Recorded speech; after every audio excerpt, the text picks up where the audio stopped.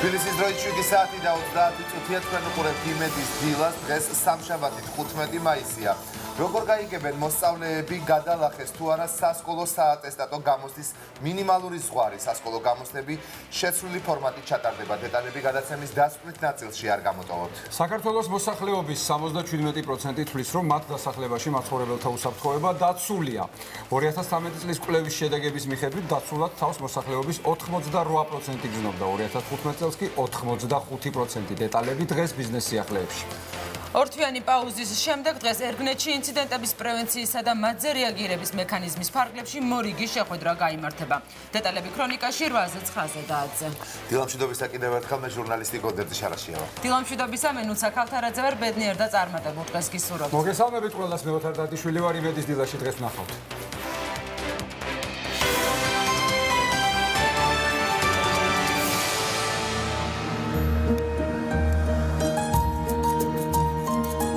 ხასი წლის წინ დაკარგული სამშობლო.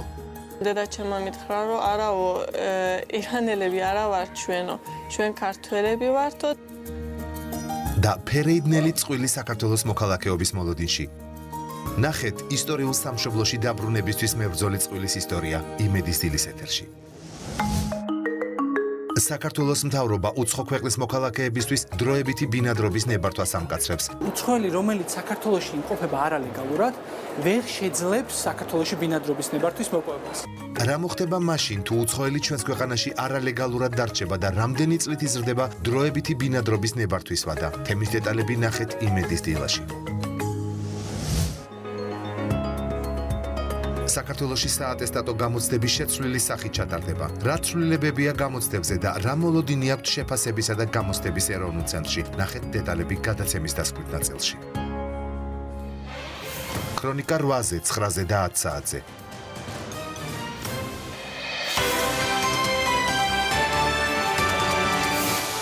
დილა მშვიდობისა კიდევ ერთხელ მაყურებელს მოკლე ანონსი უკვე უთხარით თუ რაზე იქნება გადაცემა და არა მარტო ეს ჩვენმა ჟურნალისტებმა ძალიან საინტერესო თემები მოგიმზადეთ არაერთი, ამიტომ დარჩით 10 საათზე. მოვუყარეთ თავი ყველა საინტერესო თემას. ხო, პრინციპში იქნება სპორტის სიახლეები, ბიზნესის სიახლეები, კულტურის სიახლეები, ყველაფერი, ასე შეიძლება რომ ვისაუბროთ. საუბრობთ ზუსტად 10 საათამდე, ასე რომ 2 საათნახევარს კვირდა იქნება ძალიან საინტერესო. გვეყოფა. ჩვენ არასდროს არ გვეყოფა ეს დრო, თუმცა ნუ მაქსიმალურად ვესწრებით რომ ნაყოფიერად გამოვიყენოთ.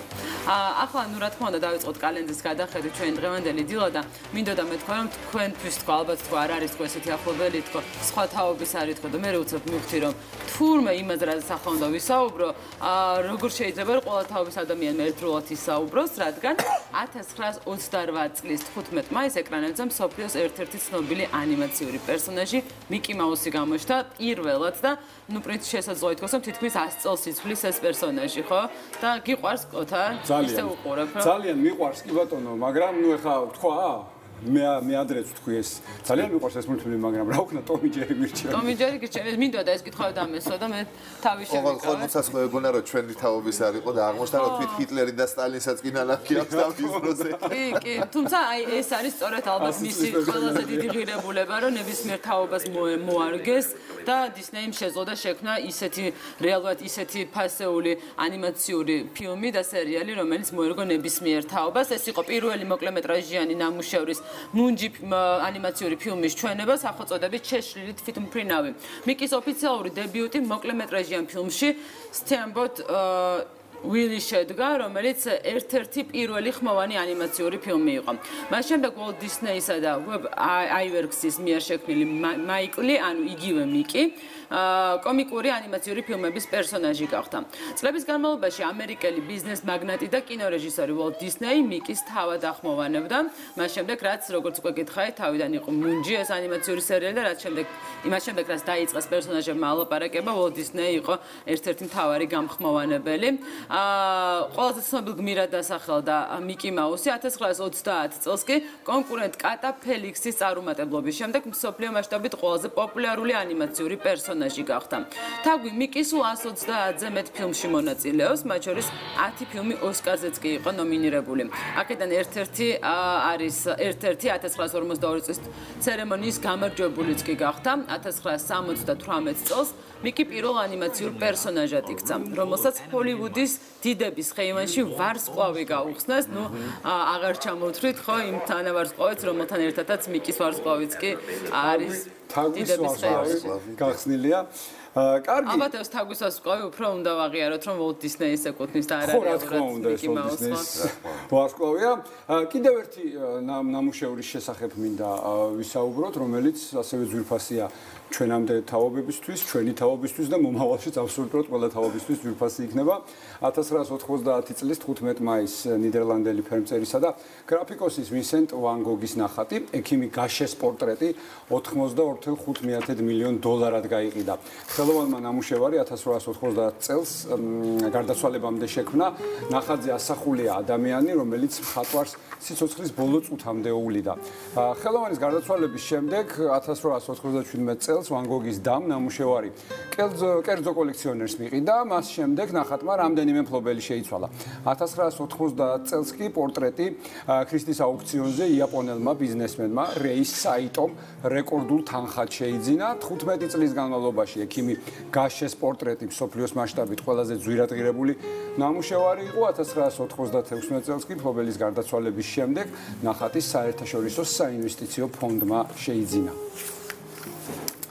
საინტერესო არა. ეს რაც შეეხება ნახატს და ექიმ გაშეს, ახლა კი კიდევ ერთი ადამიანი, რომელიც ძვირფასია ჩვენთვის და ჩვენი თაობისთვის, ვახო გაფრინდაშვილი გვერდება სპორტული სიახლეებით.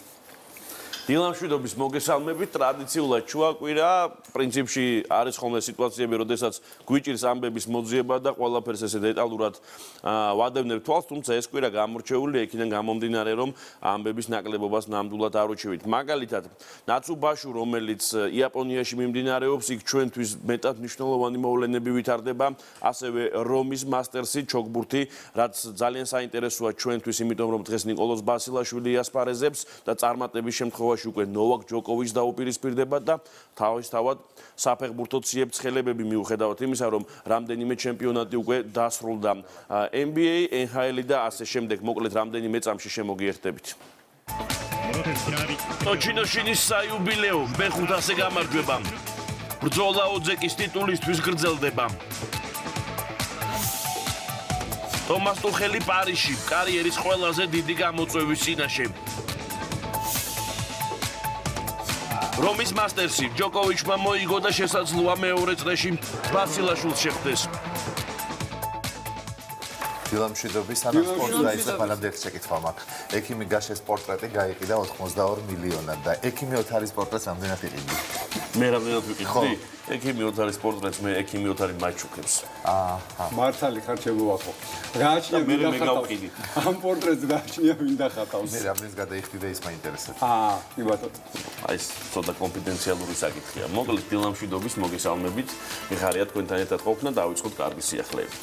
კარგი, ცუდი არ არსებობს პრინციპში სპორტისტვის ვიღაცა ყოველთვის მოგებულია, მაგრამ ჩვენთვის მნიშვნელოვანი რაც არის. ნაცუ ანუ ზაფხულის ბაშოს მეორე დღე პირველის მსგავსად ლევან გორგაძის ანუ ტოჩინოშინის წარმატებული გამოდგა. ქართველმა სუმოისტმა ამჯერად მეორე მაიგაშირა აბი დაამარცხა და ოძეკობისთვის მორიგი ნაბიჯი გადადგა. ოძეკის ტიტული ჩემპიონს ნიშნავს და ამისთვის ტოჩინოშის 15-დან 10 ორთაბრძოლის მოგება სჭირდება.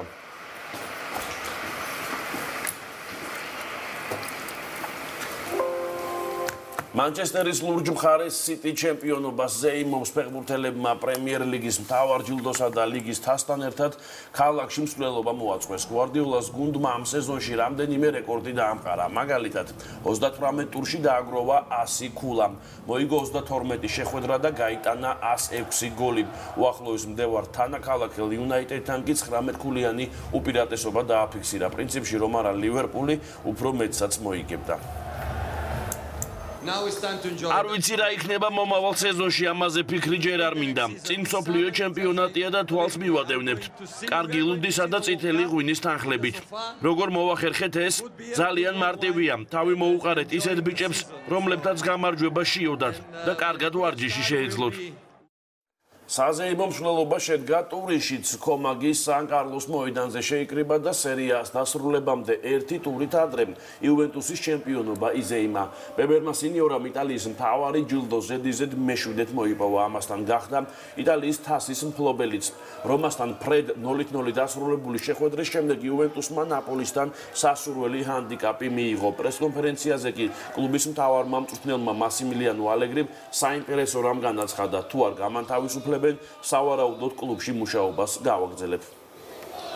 პრინციპში რატომ უნდა გაანთავისუფლონ თუ გადავხედავთ ბოლო წლების პერიპეტიებს თუნდაც მხოლოდ და მხოლოდ სერიაში და საერთაშორისო დონეზე ასპარეზობაში იუვენტუსმა ნამდვილად შეგვიძლია ვთქვათ რომ ის დიდება დაებრუნა რომელიც კალჩოპოლოს სკანდალამდე მას ჰქონდა. ჩემპიონთა ლიგაც არ უთამაშია ცუდად მადრიდის რეალთან და რომ არა საჯი ჩექირი მასიმილიანო ალეგრი ალბათ ამ ფრაზასაც არ წარმოსთქვავდა. მოკლედ პატივისცემა და კომპლიმენტები იუვენტუსს რომლის კონკურენციასაც ნაპოლი ნამდვილად ვერ გაუძლო და ეს ჩემპიონობა დამსახურებულია. პაულო გერეროს საგა კი დასრულდა მისთვის და პერუს ნაკრებისთვის ნამდვილად საზიანოდ 36 წლის თავდამსხმელს სისხლში კოკაინი აღმოუჩინეს და თავდაპირველად ერთწლიანი დისკვალიფიკაციით დასაჯეს. თუმცა შემდეგ სანქცია 6 თვემდე შეუმცირეს, რაც საერთაშორისო ანტიდოპინგურმა სააგენტომ შვეიცარიის საარბიტრაჟო სასამართლოში გაასაჩივრა და პროცესი მოიგო კიდეც. რაც იმას ნიშნავს, რომ პერუ მსოფლიო ჩემპიონატზე კაპიტნის გარეშე ითამაშებს. არადა გერეროს 6 თვიან დისკვალიფიკაციას და ცოტა ხნის წინ გაუვიდა ფეხბურთელს იმედი ჰქონდა რომ რუსეთში გამგზავრებას მოახერხებდა შეუძლია გაემგზავროს თუმცა უკვე მაყურებლის სტატუსით.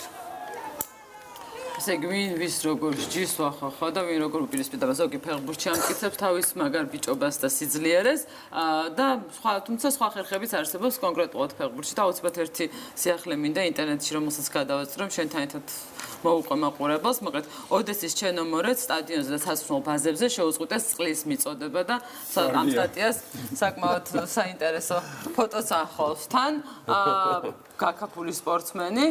კლუბის წარმომადგენლების არაოფიციალური განცხადებით წყლის მიწოდება იმფოქს ვორდგანანის დირექტორის ბრძანებით შეწყვეტეს, რომლის მიშულსაც ამ გუნდში არ ათამაშებენ, როგორც ამბობენ და ზღვისპირული გუნდის წარმომადგენლები ამბობენ, რომ ისედაც თავისი გასჭირვებიათ და პრემიერ ლიგამდე გასავარდნად აქვთ საქმე და ეს უხეირო ხუმრობა იყო და ესე ფეხბურთის თამაში ვერ გააგრძელებენ, თუმცა უნდა ითქვას, რომ წყალკანალის კომპანიაში ამბობენ, რომ არაფერში არ არის რეალურად დირექტორის მიშვილი და კლუბს აქვს დავალიანება მათ წინააღმდეგ, ნუ არ ვიცი როგორ დასრულდება, იმედი აქვს, რომ დაბანილები შეძლებენ ოდესის ფეხბურთელები ჩემპიონატში მონაწილეობის. ვის რა ბერკეტია, ყველა თავისას ცდილობს, ხო, ყოველ შემთხვევაში ესე გამოვიდა. ნუ სიკეთეები უსურვოთ ოდესაში ჩერნომორეთს, რომელიც ხო არის ვინ არის დირექტორის ძმისშვილი, როგორი ფეხბურთელია ასე ამბობენ. არ ვიცი, მაგრამ კარგი ფეხბურთელი რომ იყოს ყოველ შემთხვევაში ამ მოცემულობით არ ამგონია. ისე რა კარგი იქნებოდა, ხო, მადრიდის წყალმომარაგების ძმისშვილი რო იყო და რეალს რო გადაუკეთოს სანამ არ ათამაშებთო სანამ ჩემს მიშვილს არ ათამაშებთო მე წყალს არ მოგწევ. ხო, ანუ ბეილის ბიძა რო ყოფილიყო ნახევარი სეზონი უწყლოდ დარჩებოდნენ ახლა მადრიდშიც. მოკლედ, ლეგენდარული მცველი ალესანდრო ნესტა პერუჯას გააწვრთნის გუნდს, რომელიც ამ დროისთვის სერია B-ში მერვე პოზიციას იკავებს.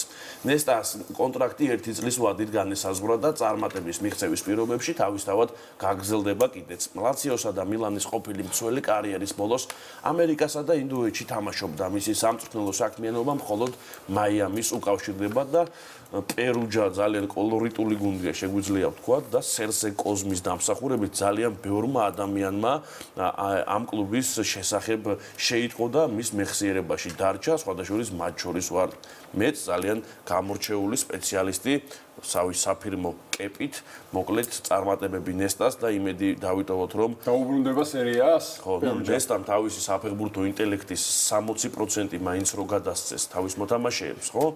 დარწმუნებული ვარ სერიაში ჩემპიონთა ლიგაზე გავლენა. კი ბატონო. ისრაელში ამერიკის საელჩოს თელ-ავივიდან იერუსალიმში გადავიდა ფაქტიდან გამომდინარე, ქალაქის საუკეთესო კლუბმა ბეიტარ იერუსალიმმა ამერიკის პრეზიდენტის საპატივსაცემოდ სახელი შეიცვალა და ბეიტარ ტრამპ იერუსალიმი გახდა. დეკემბერში დონალდ ტრამპმა საერთაშორისო წინააღმდეგობის მიუხედავად იერუსალიმი ისრაელის დედაქალაქად აღიარა. 70 წელი იერუსალიმი ელოდა საერთაშორისო აღიარებას და პრეზიდენტმა დონალდ ტრამპმა ეს ნაბიჯი გადადგა. ნათქვამია კლუბის ოფიციალურ განცხადებაში. და ბოლოს შოთი არველაძე მოგიხსენება ტაშკენტის ფახტაგორში მუშაობს, ეს კლუბი 11 ტურის თავზე სატურნირო ცხრილის ლიდერია. ნუ თავისთავად შოთის დამსახურება ბევრი რამ და სამწვრთნელო პროცესია ძალიან საინტერესო, რომლის ამსახველი ვიდეოც სოციალურ ქსელში გავრცელდა და მინდა განახოთ ეხლა თუ რა კარგად ემზადებიან ფახტაგორის ფეხბურთელები ვარჯიშის დროს. აი დააკვირდით.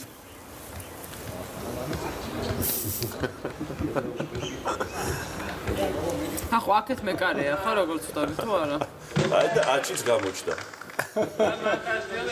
არა, შოთა თვითონ. გას მივხვდი.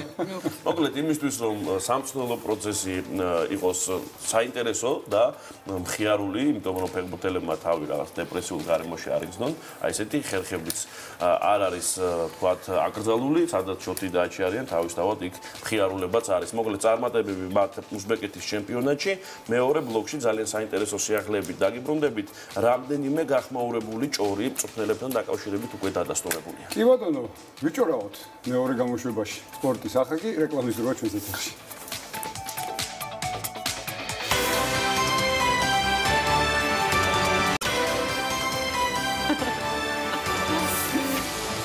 ილამში დავისა კიდევ ერთხელ ბრუნდებით პირდაპირ ეთერში 9 საათი და 52 წუთია უკვე დედაქალაქში. ძალიან გეჩქარება. არა, პირიქით არ მიჩქარება, იმიტომ რომ ბევრი დრო მქონდეს იმისთვის, რომ ბევრი საინტერესო თემაზე ვისაუბროთ. 14-15 გრადუსი არის უკვე დაახლოებით დედაქალაქში და დრო არის რომ კიდევ ერთხელ გადავალოთ კალენდარს თვალი და გავიგოთ რითი შევიდეთ 15 მაისის ისტორიაში. გავიგოთ, მოკლედ 1921 წლის 15 მაისს მარპილის რაიონის სოფელ სერგიეთში მსახიობი მედია ჩახავა დაიბადა, მოძრავი და ხალისიანი გოგონა, თავიდან როგორც ცნობილია ნინო რამიშვილისა და ილიკო სოხიშვილის ჯგუფში ცეკვავდა, ოცნებობდა ბალერინობაზე და უყვარდა ხელოვნება. მაშინ როდესაც მან სკოლა დაამთავრა, თეატრალური უმაღლესი სასწავლებელი არ არსებობდა, ამიტომ მამის რჩევით თბილისის სახელმწიფო უნივერსიტეტში ფილოლოგიის ფაკულტეტზე ჩააბარა. მოგვიანებით თეატრალური ინსტიტუტი როდესაც დაარსდა, მედია ჩახავა სამსახიობო ფაკულტეტზე ჩაირიცხა, 1954 წელს რუსთაველის თეატრის დასის წამყვანი მსახიობი გახდა. მედია ჩახავა ერთმანეთისგან სრულიად განსხვავებულ სახეს ქმნიდა და ჩამონათვალი საკმაოდ ბევრია. მედიამ და ახალგაზრდა არტისტების ჯგუფმა რუსთაველის თეატრის ისტორიაში გამორჩეული კვალი დატოვეს, მათ შორის იყვნენ რამაზ ჭყიკვაძე, ეროსი მანჯგალაძე, გიორგი გეგეჭკორი, გურამ საღარაძე და სხვები. თეატრის პარალელურად მედია ჩახავა 20-მდე ფილმში მონაწილეობდა. კინოსურათებში ყველაზე ცნობილი და დღემდე პოპულარული ჭრიჭინა, ბაშიაჩუკი, მანანა, ნინო, გლახისნა ამბობი. ხალხში განსაკუთრებული სიყვარული და პოპულარობა მოუტანა. 1955 წელს მსახიობმა საქართველოს დამსახურებული არტისტის წოდება მიიღო, 5 წლის შემდეგ კი სახალხო არტისტი გახდა. მშობლიური თეატრის წინ 2006 წელს მისი სახელობის ვარსკვლავიც გაიხსნა. 3 წლის შემდეგ 88 წლის ასაკში მედია ჩახავა გარდაიცვალა. მსახიობზე მიხეილ თუმანიშვილი წერდა. მედია ჩახავა ცვილივით დამყოლი, ელასტიკური, აღსავსე იუმორითა და უსაზღრო ქალურობით ხორცს ასხამს ჩანაფიქრს. ბევრი რაც მან სცენისთვის გამოძერწა არის ნამდვილი ხელოვნება და ეს ერთ-ერთი მისი ცნობილი კინოსახე ფილმიდან ბაშიაჩუკი და ასე შემდეგ.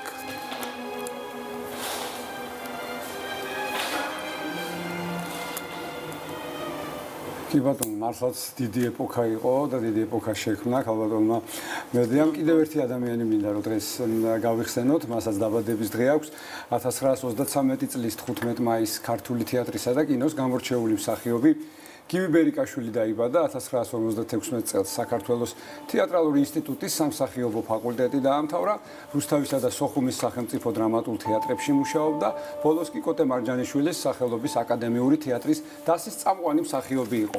არტისტმა 50-მდე მხატვრულ ფილმში ითამაშა და მაყურებლისთვის საყვარელი და დასამახსოვრებელი სახეები შექმნა. მათ შორის კინოსურათებში ღვინის ქურდები, მზე შემოდგომისა, ლონდრე, სიყვარული ყველას უნდა. 1979 წელს გივი ბერიკაშვილს საქართველოს სახალხო არტისტის წოდება მიანიჭეს, გახდა კოტე მარჯანიშვილისა და იპოლიტე ხვიჩიას სახელობის პრემიების ლაურეატი. 2008 წელს არტისტ კოტე მარჯანიშვილის თეატრის წინ ვარსკვლავი გაუხსნეს. გარდაიცვალა 83 წლის ასაკში 2017 წელს. ასე უბრალოდ ადგა და წავიდა, დატოვა დიდი სიყვარული ქვეყანაზე, თუ ეს ვინმე შეეძლო, ეს იყო გივი ბერიკაშვილი. იხსენებდა კახი კავსაძე. და როგორი იყო მათი მეგობრობა ურთიერთობა. ცალ-ცალკე ვერც კი წარმომედგინა. სწორედ ეს იყო, რასაც მივხვდი უცებ, რომ თავის შეკავება გამიჭირდებოდა და არც მიფიქრია, იმიტომ რომ ხო მათი მეგობრობა ბატონი კახის და ბატონი გივის კიდევ რაღაცა ცალკე ისტორია იყო და ცალკე ეპოქა იყო, ასე შეიძლება ითქვას. და ასეთივე იყო დამშვიდობება, როდესაც ის მიაბარეს, როგორი სცენა იყო, როდესაც ის ემშვიდობება გივის, აი მიწას მიაბარეს სცენა, როდესაც ის თავის მეგობარს დაემშვიდობა წრემლით და საკმაოდ მე კიდევ ერთხელ უნდა გავმეორდე და ვთქვა ის, რასაც საბედნიეროდ ხშირად ვამბობ ხოლმე ჩვენს ეთერში, რომ მე მიხარია, რომ ვარ იმ თაობის წარმომადგენელი და იმ ქვეყნის წარმომადგენელი, რომელიც მოესწრო ისეთ მსახიობებს, ისეთ შემსრულებლებს და ასე შემდეგ, ისეთ ხელოვანებს, როგორც იყო მედია ჩახავა და რა თქმა უნდა ბატონი გივი ფერიკაშვილი. კი, და გადავიდეთ ამინზე, როგორი ამინდი გველოდება დღეს საქართველოში, თბილისსა და რეგიონებში. დავიწყოთ იმერეთის, როგორც ტრადიციულად ხდება ხოლმე. მოკლედ ქუთაისით ვიწყებთ ტრადიციულად. ქუთაისში 25 გრადუსია დღის განმავლობაში, მოღრუბლობა ღამით 15 გრადუსია ნავარაუდები, სინოპტიკოსები ოზურგეთში 25 გრადუს პირდებიან, ჭექა-ქუხილი მოღრუბლობა 12 გრადუსი ღამით. შედარებით მზიანი ამინდია ბათუმში 22 გრადუსია დღისით 13 ღამით, ასევეა ზუგდიდში 23 გრადუსია აქაც დღისით და 12 გრადუსამდე დათბება ღამით. 23 გრადუსია სოხუმში, დღისით 14 გრადუსი იქნება ღამით, მესტიაში წვიმა ნავარაუდებით 18 გრადუსი იქნება დღისით და 7 გრადუსი იქნება ღამით. 22 გრადუსი წვიმის ფონზე ონში, 10 გრადუსია ღამით ნავარაუდები, ახალციხეში წვიმს მოღრუბლობა ელჭექით 24 გრადუსი დღისით და 8 გრადუსია ღამით. გორში 26 გრადუსი დღისით 11 გრადუსი ღამით. შედარებით უნალე კოლჩაილის დღე ცხინვალში 25 გრადუსი დღისით და 10 გრადუსია ნავარაუდები ღამით. თელავშიც ასევე წვიმს მოღრუბლობა ელჭექით 26 გრადუსი დღისით და 12 გრადუსია ღამით და თბილისში მოსალოდნელია წვიმა ელჭექით 26 გრადუსი დღისით და 13 გრადუსი იქნება ღამით და ასე გამოიყურება 7 საათსა და 58 წუთზე თბილისი. და იცი რა არის გოდერძი პრინციპში ისეთი ამინდი არის, რომ მეც და შენც მოუგვერგო ხო წვიმაც არის მზეც იქნება და ასე შემდეგ საინტერესო როგორ გამოიყურება საფრანგეთის სამხრეთ რეგიონები, იმიტომ რომ უნდა გაჩვენოთ ვიდეოც. დიდთოლობას ებრძვიან საფრანგეთის სამხრეთ რეგიონებში. მიხარია რომ არ ვცხოვრობ საფრანგეთში, იმიტომ რომ ამ პერიოდში კიდე დიდთოლობას ნამდვილად ვიცი ვერ გაუძლებდი. ევრონიუსის ინფორმაციით სამხრეთ რეგიონებში საფრთხის უმაღლესი ზომაც კი გამოცხადდა. საუბარია კონკრეტულად არდეში, კანტალაში, ზემო ლუარასა და ლუზერში და სინოპტიკოსების ცნობით 35 სანტიმეტრს აღემატება თოვლის საფარის სიმაღლე ამ ქალაქებში და ამბობენ რომ უხვინალექი რამდენიმე დღე შენარჩუნდება ამ რეგიონებში. ამიტომაც ალბათ ველოდებით დამატებით დიდი რაოდენობით საფრანგეთიდან ტურისტებს. გამოიქცეთ ფილ ქვეყნებში. თუ ასე გაგრძელდა, მაშინ აჭარა მისწრება. არა, მაისში თოვლი მართლა ძალიან იშვიათობაა, განსაკუთრებით ხა ევროპაშიც კი, მაგრამ თან სამხრეთ რეგიონებში ხო? სამხრეთ რეგიონებში კი. და პრინციპში საფრანგეთიდან და ამინდიდან გადავინაცვლოთ ჩერნობილში და ჩერნობილელ ძაღლებს უნდა გიამბოთ. მოკლედ ცნობილია რომ 200-მდე ძაღლს ამერიკის შეერთებულ შტატებში გაგზავნიან ჩერნობილიდან. ამის შესახებ ჩერნობილის ზონის მართვის სააგენტო Facebook-ის გვერდზე წერს. გავრცელებული ინფორმაციით აპრილში სუფთა მომავლის ფონდისა და კომპანია ნოვაკის ორგანიზებით შეერთებულ შტატებში უკვე გაიგზავნა 12 ლეკვი, მათ ოჯახებიც კი უპოვეს. ამერიკის შეერთებულ შტატებში სულ 200-მდე ცხოველის გაგზავნა იგეგმება, რომლებიც გამგზავრებამდე დოიზომეტრიულ კონტროლს გაივლიან. ამის შემდეგ ძაღლებს ცხენების სპორტულ ბაზაზე გადაიყვანენ, სადაც ისინი 45 დღიან წვრთნას ინსტრუქტორებთან გაივლიან. მე მეგონა რამე მუტაციასთან დაკავშირებული იყო და თუ წვნებისთვის არის ხო? ოჯახები შეურჩიეს და თავშესაფრები უპოვეს, ასე ვთქვათ, ჩერნობილელ ძაღლებს ამერიკის შეერთებულ შტატებში. არ არის ხო ცუდი ადამიანსაც კი არ უმართებს ხშირად ასე. პრინციპში შეიძლება ითქვას, რომ 8 საათი არის უკვე ხო? ამიტომ რისი დრო არის ჩვენს ეთერში? ქრონიკის დრო არის. თქვენ ცოტა ხანი დამტოვეთ და მე მაყურებელს ვამბობ რა ხდება ჩვენს ქვეყანაში და მის ფარგლებს გარეთ. მე გიმზადებ ყავას უშაქროთ. გელოდებ. კარგი.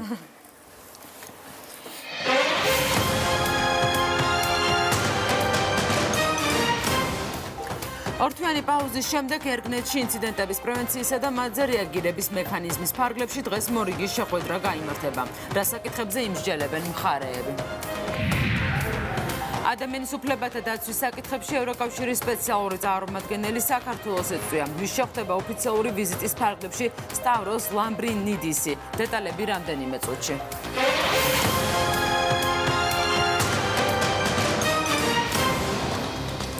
ღამის კლუბებში ჩატარებულ სპეცოპერაციასთან დაკავშირებით გიორგი გახარიას მდინარე კვირაში მოусმენენ პარლამენტში, სადაც კონკრეტულ დეტალებს განიხილავენ. პარლამენტის თავმჯდომარის განცხადებით ოპერაციის ფორმასა და მიზეზებზე შინაგან საქმეთა მინისტრისგან წინასწარი ინფორმაცია აქვს, თუმცა შეხვედრამდე გუნდი ერთიან პოზიციას ვერ ჩამოაყალიბებს. რაც შეეხება სპეცოპერაციის შემდგომ განვითარებულ მოვლენებს, პრემიერ-მინისტრის შეფასებით საპროტესტო აქციებზე დაპირისპირება სწორედ მთავრობის კოორდინირებული მუშაობის შედეგად აიცილეს თავიდან, რაც ხელისუფლების ადამიანური ბუნების დადასტურება იყო. გიორგი კვირიკაშვილმა ყურადღება გაამახვილა სამართალდამცველების მუშაობასა და მათ მიმართ აქციის მონაწილეების დამოკიდებულებაზეც. ჩვენს ხელისუფლებასა და ჩვენს მოსახლეობას შორის კედელი არ არსებობს. ჩვენ არასოდეს ვიკავებთ თავს ჩვენს ახალგაზრდობასთან საუბრისგან და გუშინდელი დღე განსაკუთრებით იყო კიდევ ერთი დადასტურება ჩვენი ხელისუფლების ადამიანური ბუნების. ძალიან მნიშვნელოვანია ითქვას, რომ ჩვენ ქუჩებში ვიხილეთ გუშინ და გუშინ წინ სამართალდამცავები, პოლიცია, რომელიც ყველაფერს აკეთებდა იმისათვის, რომ ჩვენი მოქალაქეების უსაფრთხოება დაეცვა, რომლებიც ემსახურებოდნენ საქართველოს და არა ერთ რომელიმე პოლიტიკურ ძალას და მის ინტერესს. მოსახლეობამ, რომელიც ქუჩაში იდგა, მათმა უდიდესმა ნაწილმა მისცა საშუალება სამართალდამცავებს, რომ მათ აღესრულებინათ საკუთარი ფუნქცია, ესეც ძალიან მნიშვნელოვანია. გვრის ბოლომდე შედგება საპარლამენტო ფორმატში შეხვედრა შინაგან საქმეთა მინისტრის მონაწილეობით და იქ განვიხილავთ დეტალებს. ჩვენ გვქონდა ბუნებრივია შეხვედრა შინაგან საქმეთა მინისტრთან და მან განმარტა მიზეზები ამ სპეცოპერაციის, კონკრეტულად ფორმის, ასე ვთქვათ, შერჩევის მიზეზები და ეს შემდეგ. თუმცა ვიდრე დეტალებს არ განვიხილავთ, მანამდე ბუნებრივია საბოლოო პოზიციას ჩვენ ვერ ჩამოვიყალიბებთ. ნარკოპოლიტიკის შესახებ ახალ კანონპროექტს პარლამენტი ივნისის ბოლომდე მიიღებს. მმართველი გუნდის წევრების განცხადებით, მიუხედავად უმრავლესობაში ასრთა სხვადასხვაობისა, პოზიციების შეჯერება შესაძლებელია. პროექტი სავარაუდოდ უახლოეს ორ კვირაში მომზადდება. ხელისუფლების წარმომადგენლების შეფასებით, კანონში შესატანი ცვლილებები გაითვალისწინებს ერთის მხრივ მნიშვნელოვან ლიბერალიზაციას და მეორე უფრო ჰუმანურ დამოკიდებულებას მომხმარებლების მიმართ. მეორე მხრივ კი ძალიან მკაც მიდგომას ნარკორეალიზატორებსა და ნარკოტრაფიკთან დაკავშირებით. რაც შეეხება მარიხუანას შესაძლო ლეგალიზებას, ხელისუფლების წევრები პოზიციის გამოხატვისგან ჯერჯერობით თავს იკავებენ. მართალია არსებობს ასთა სხვადასხვაობა გუნდის წევრებს შორის, უმრავლესობის წევრებს შორის, თუმცა არსებობს ასევე რესურსი იმისათვის, რომ შეჯერდეს პოზიციები. ჩვენ გვინდა, რომ თვის ბოლომდე, უახლოეს ორი კვირის განმავლობაში უკვე მოვამზადოთ კანონპროექტი, დავაინიციიროთ შესაბამისი კანონპროექტი, რაც გახდება იმის წინაპირობა, რომ ჩვენ სესიის ბოლომდე, ივნისის ბოლომდე მოახერხებთ უკვე კანონპროექტის მიღებას. ითვალისწინებს ერთის მხრივ მნიშვნელოვან ლიბერალიზაციას და უფრო გაცილებით უფრო ჰუმანურ დამოკიდებულებას, მათ შორის სამედიცინო სერვისებით შევსებას, შესაბამისი ფსიქოსოციალური რეაბილიტაციების კომისიების ჩამოყალიბებას მომხმარებლის მიმართ და ასევე ძალიან მკაცრ მიდგომას ნარკორეალიზატორების მიმართ და ნარკოტრაფიკის მიმართ, რასაც სახელმწიფო ვერასოდეს ვერ შეეგუება. ვერასოდეს შინაგან საქმეთა სამინისტროს ვერ შეუზღუდავს არეალებს, სად უნდა იმოქმედოს, ან სად არ უნდა იმოქმედოს, ან როგორი ფორმით უნდა იმოქმედოს, როდესაც საქმე ეხება ნარკორეალიზაციას. რაც შეეხება სხვა ყველაფერს, მოხმარების ნაწილს, იქ ჩვენ უკვე გაკეთებული გვაქვს ბევრი სერიოზული ნაბიჯი, აქ ჰუმანურობის ხარისხის გაზრდის მიმართულებით. სხვადასხვა და ეს ის თქვათ ფორმატია, რომლებიც არის იუსტიცია მინისტროში, რომელსაც ბევრი მუშაობთ, ხო? რა დონეზე შევძლებთ შორს წასვლად? ეს არის იმ შეთანხმებების საფუძველი, რომელზეც ამ მოლაპარაკების პერიოდში იქნება. მიმაჩნია, რომ ნარკოპოლიტიკა უნდა იყოს უფრო ჰუმანური მომხმარებლების მიმართ. რას მიმართულებითაც უკვე გადადგმულია, ჩვენ ვივიწყებთ იმ ფაქტს, რომ პარლამენტში დევს კანონპროექტი. სპეცოპერაციისას ნარკოტიკების რეალიზაციის ბრალდებით დაკავებულების ადვოკატები საქალაქო სასამართლოს გადაწყვეტილებას სააპელაციოში სავარაუდოდ დღეს გაასაჩივრებენ. ბრალდებულთა უფლებადამცველებს მიაჩნიათ, რომ მათი დაცვის ქვეშ მყოფთათვის აღკვეთის ღონისძიების სახით პატიმრობის შეფარდება არასწორია. დაცვის მხარის განცხადებით, მოსამართლემ გადაწყვეტილების მიღების მიზეზი ვერ დაასაბუთა. ადვოკატები სუსტ უწოდებენ პროკურატურის მტკიცებულებებსაც და იმედოვნებენ, რომ მათ მოთხოვნა სააპელაციო სასამართლო დააკმაყოფილებს.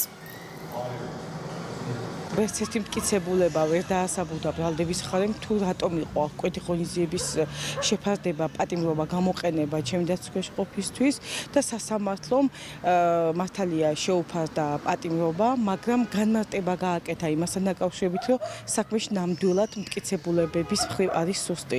სასამართლო პროცესმა კიდევ ერთხელ დაგვარწმუნა, რომ ბრალდების მხარეს არა აქვს ის მტკიცებულებები, რომელიც საფუძვლად დაედოდა ეგრეთ წოდებული აჟიოტაჟი ატეხა საზოგადოებაში. მით უმეტეს ეს მტკიცებულებები არ იყო მყარი იმისათვის, რომ აღკვეთის ღონისძიების სახით პატიმრობა ყოფილიყო შეფარდებული. აქედან გამომდინარე, გვაქვს მყარი საფუძველი იმის, რომ ფაქტიურად გათვალისწინებული იქნება ჩვენი მოთხოვნა. ნატოს სამიტის გარდა ამერიკის შეერთებული შტატების მიერ საქართველოს მხარდამჭერი აქტის მიღება იყო ერთ-ერთი მნიშვნელოვანი საკითხი, რომელზეც უშიშროების საბჭოს ხტომაზე იმსჯელეს. საბჭოს მდივნის განცხადებით პრეზიდენტის ამ ინიციატივაზე მთავრობისა და ხელისუფლების წევრებს შორის სრული თანხმობაა. დავით რაქვიაშვილის შეფასებით საქართველოს უსაფრთხოების უზრუნველსაყოფად ამერიკის შეერთებული შტატების მხარდაჭერის გარდა ძალიან მნიშვნელოვანია. იმის და მიუხედავად თუ რამდენად აქტიურად მუშაობს დღეს ხელისუფლება, კიდევ უფრო მეტი არის საჭირო იმისთვის, რომ ჩვენი უსაფრთხოება იყოს უზრუნველყოფილი. ამ ვითარებაში ძალიან მნიშვნელოვანია ჩვენი სტრატეგიული პარტნიორის ამერიკის შეერთებული შტატების მხარდაჭერის გაზრდა. ჩვენ ვისაუბრეთ პრეზიდენტის ინიციატივაზე, საქართველოს მხარდაჭერი აქტის ამერიკის სენატში და კონგრესში მიღებასთან დაკავშირებით. მაყოფილებით შემიძლია თქვა, რომ ამ საკითხის სრული ერთსულოვნება არის, როგორც პარლამენტის ისე მთავრობის წარმომადგენლებს შორის. პარლამენტში დღეს საგარეო საქმეთა მინისტრს მოусმენენ მიხეილ ჯანელიძე დეპუტატების წინაშე ევროინტეგრაციისა და საგარეო საქმეთა კომიტეტების გაერთიანებულ ხტომაზე წარსდგება. ის კანონმდებლებს სამინისტროში რეორგანიზაციის შედეგად შექმნილი ახალი სტრუქტურული ერთეულების საქმიანობაზე მიაწვდის ინფორმაციას.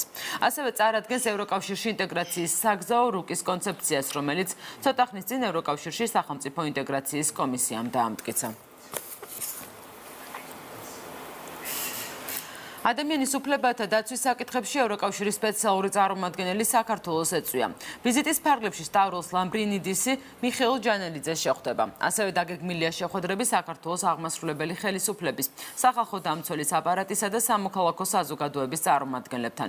ვიზიტის მიზანია მსოფლიოში ადამიანის უფლებათა დაცვის მხრივ ახალი, პოზიტიური გამოცდილების გაზიარება. დღეს საინფორმაციო ცენტრში სპეციალური წარმომადგენელი ნატოსა და ევროკავშირის შესახებ საჯარო ლექციას წაიკითხა.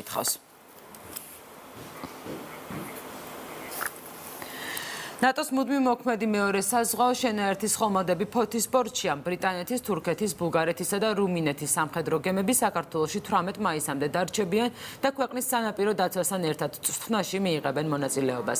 სტუმრებს საქართველოს შინაგან საქმეთა სამინისტროს სასაცრო პოლიციის უფროსი თემურ კეკერიძე, ასევე სანაპირო დაცვის დეპარტამენტის ბულგარეთის საელჩოს, ნატოს სამოკავშირე ოფისის წარმომადგენლები, სამეგრელოს ზემო სვანეთის გუბერნატორი და ფოთის მერიის წევრები დახვდნენ.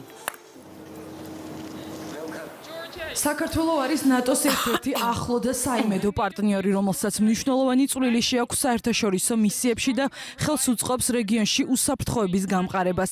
ნატოს წევრი ყველა ქვეყანა აფასებს საქართველოს მიერ შეტანილ წვლილს ავღანეთის მისიაში. ჩვენ მხარს ვუჭერთ საქართველოს ევროატლანტიკურ მისწრაფებებს. მიხარია, რომ საქართველოში ამ საპატიო და მნიშვნელოვანი მისიით ვიმყოფები. ეს არის კიდევ ერთი დასტური ნატო-საქართველოს წარმატებული თანამშრომლობის. ჩვენთვის მნიშვნელოვანია ნატოსა და საქართველოს გემებს შორის თავსობადობის გაზრდა. თავისუფალი ნავიგაცია ერთ-ერთი მნიშვნელოვანი წინაპირობაა ეკონომიკური წინსვლის. ეს გამოხატავს ნატოს მკაფიო მხარდაჭერას საქართველოს მიმართ. ამავე დროს მას გააჩნია პრაქტიკული დანიშნულება, რადგან მსგავს ვიზიტების დროს და გამონაკლისი არც ეს ვიზიტია იმართება ერთობლივი წვრთნები სანაპირო დაცვის ძალებთან ერთად, რაც ამაღლებს ნატოს საზღვაო ძალებსა და საქართველოს შორის თავსებადობას, ხელს უწყობს საქართველოს თავდაცვის უნარიანობის ამაღლებას და ყოველივე ეს კი წინადადებული ნაბიჯია ქვეყნის ნატოში ინტეგრაციის პროცესში. ორთვიანი პაუზის შემდეგ დღეს ერგნეთში ინციდენტების პრევენციისა და მათზე რეაგირების მექანიზმის ფარგლებში მორიგი შეხვედრა გაიმართება. ბოლო შეხვედრა 1 მარტს შედგა, მთავარი თემა არჩილ ტატუნაშვილის გადმოსვენების საკითხი იყო. მოლაპარაკებების უშედეგობის გამო მაშინ ქართულმა მხარემ შეხვედრა პროტესტის ნიშნად დატოვა. დღეს ქართული მხარის ჯგუფს კახაბერ ქემოკლიძის ნაცვლად ირაკლი ანთაძე უხელმძღვანელებს. განხილვის საგანი ტატუნაშვილის საკითხის გარდა საქართველოს მოქალაქეთა უკანონო დაკავებების ფაქტები და სოფელ ნიქოში ოკუპანტების სახელმწიფოს მიერ გავლებული ხნულებიც იქნება.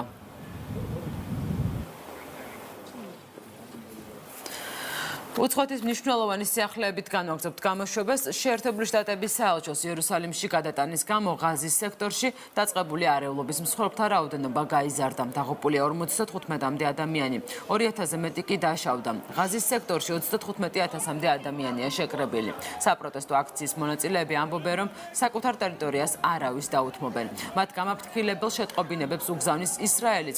როგორც ამბობენ, საზღვრის გადალახვის უკანონო მცდელობას ნებისმიერ ფასადში აჩერებენ.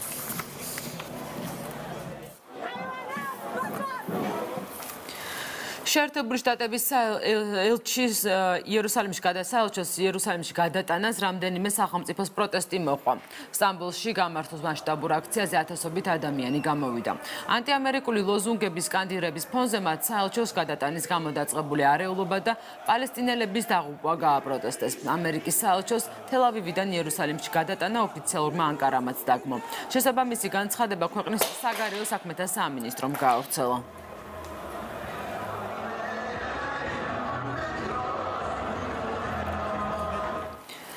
დაკვალ საქართველოს ზუგდიდში ჩიტაძის ქუჩაზე 38 წლის მამაკაცი დანით დაჭრეს. როგორც ზუგდიდის რეფერალურ საავადმყოფოში აცხადებენ, პაციენტის ჯანმრთელობის მდგომარეობა სტაბილურად მძიმეა და ის მართვის სუნთქვაზე იმყოფება. შინაგან საქმეთა სამინისტროს ინფორმაციით გამოძიება 117 მუხლით დაიწყო, რაც ჯანმრთელობის განზრახ მძიმე დაზიანებას გულისხმობს.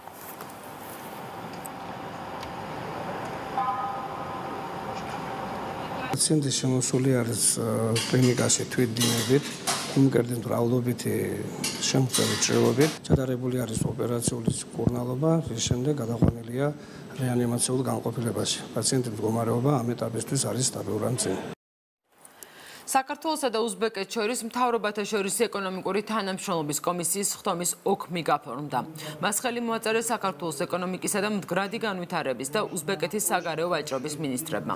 შეხვედრაზე მხარეებმა ტრანსპორტის სფეროში თანამშრომლობაზეც ისაუბრეს.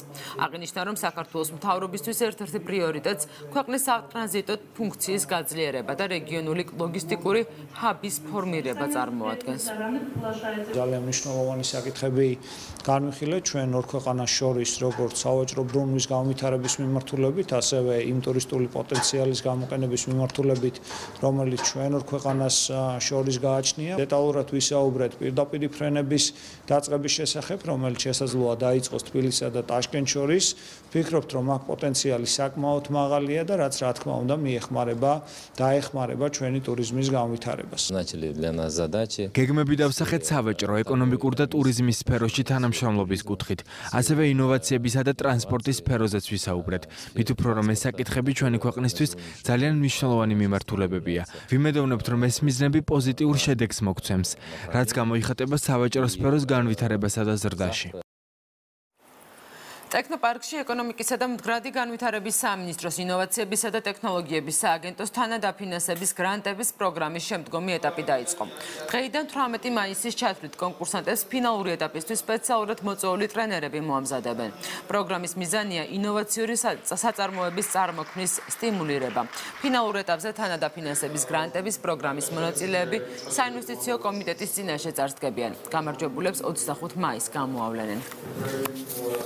გადასული სტარტაპებისთვის ეკონომიკის სამინისტროს ინოვაციების და ტექნოლოგიების სააგენტომ უზრუნველყო ყველაზე მაღალ პროფესიონალური ტრენერების დაქირავება, რათა უკეთესად იყვნენ მომზადებული საბოლოო ფიჩინგ პრეზენტაციისთვის. ტრენინგი ჩატარდება სხვადასხვა მიმართულებით. მიმართულება ექნება როგორ უნდა შეცვალონ პრეზენტაცია, როგორ უნდა გამოთქვან აზრები, როგორ უნდა გაიკეთონ პოზიციონირება ბიზნესის. აღმოაჩინა გერმანია საქართველოში ამ სახელწოდებით ქართულმა და გერმანელმა მოსწავლეებმა თბილისის სახელმწიფო უნივერსიტეტში პრეზენტაცია გამართეს.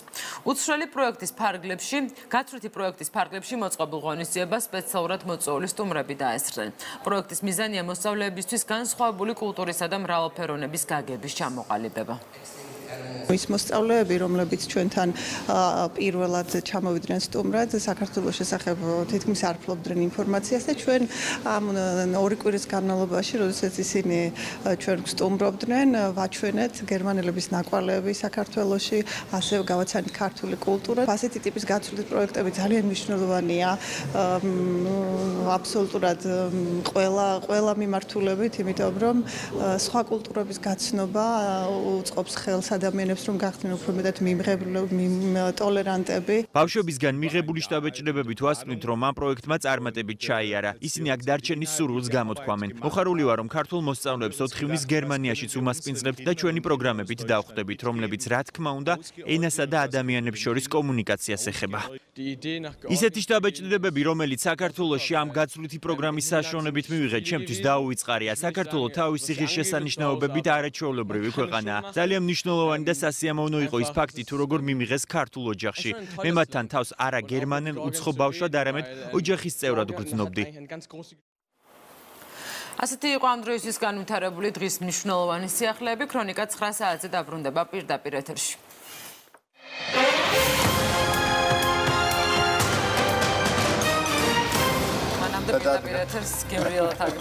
საუზმის დროს დადგა კი დღის რეცეპტი, მოგლეთ ნახოთ როგორ მზადდება ახალი კარტოფილი, რეჰანი და სატაცურით.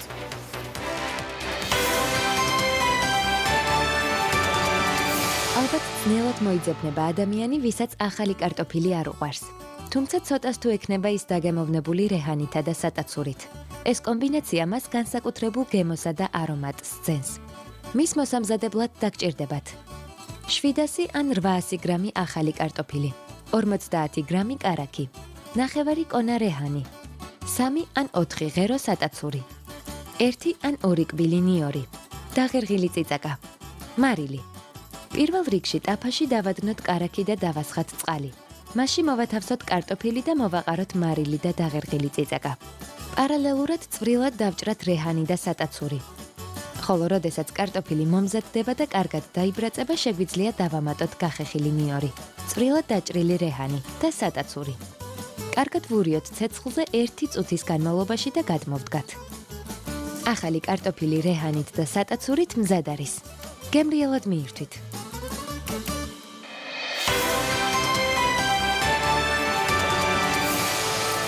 და უგემრიელესი კარტოფილის შემდეგ მოვიდა ვარჯიშის დრო. მე მგონი საკმაოდ კალორიული საცხო. კი, საკმაოდ კალორიული, მაგრამ დილას კალორიები შეიძლება. დილა ეს პერიოდია, როდესაც შეგვიძლია მივიღოთ ასე თუ ისე ძენ მეტი კალორიის უფლება მიცეთ. ძალიან ესე ჩქარა ვარჯიშობთ ხოლმე, ჭამის მე და ეს არ შეიძლება ხოლმე, მაგრამ როგორც ვიცი. ხო, უნდა გავიდეს ცოტა ხანი და მოდი ასე თუ მოვიცი. გავჩერდები მერე წარვადგენთ. კარგი.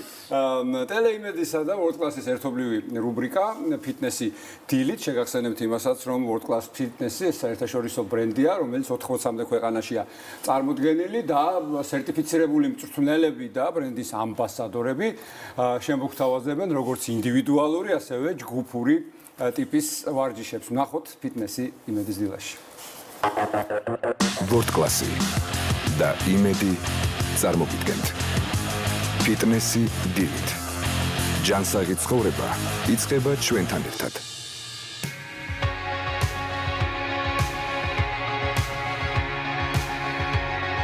დილა მშვიდობისა, ტრადიციულად მოგესალმებით World Class-იდან. დღეს ჩემი მწვრთნელი იქნება დავით ნადარაია და რაღაც ახალი ვარჯიში აქვს ჩვენთვის მომზადებული დავით, იმიტომ რომ დღევანდელ ვარჯიშს ქვია Play და მოდით ყველამ ერთად ვითამაშოთ. Play to have fun. ეს ვარჯიში ერთგვარად აერთიანებს გართობისა და სპორტის ელემენტებს. ის განკუთვნილია მათთვის, ვისაც არ უყვარს სპორტ დარბაზში ვარჯიშის ტრადიციული ფორმები ან ფიტნეს კლასებზე სიარული. ის შესაძლებლობას გვაძლევს ვარჯიში ხალისიან თამაშად ვაქციოთ.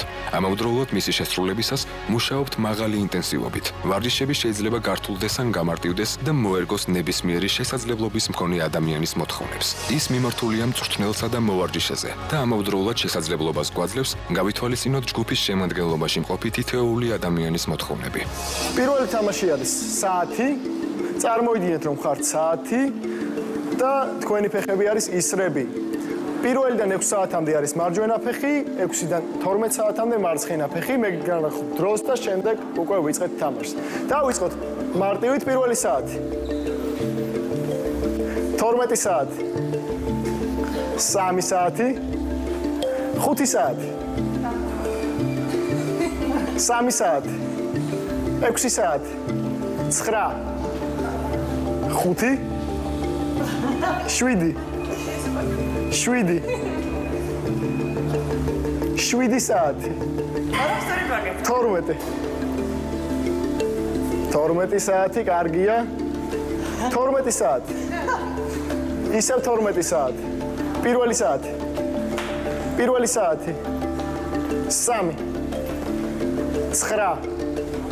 11 საათი სტოპ დაისვენით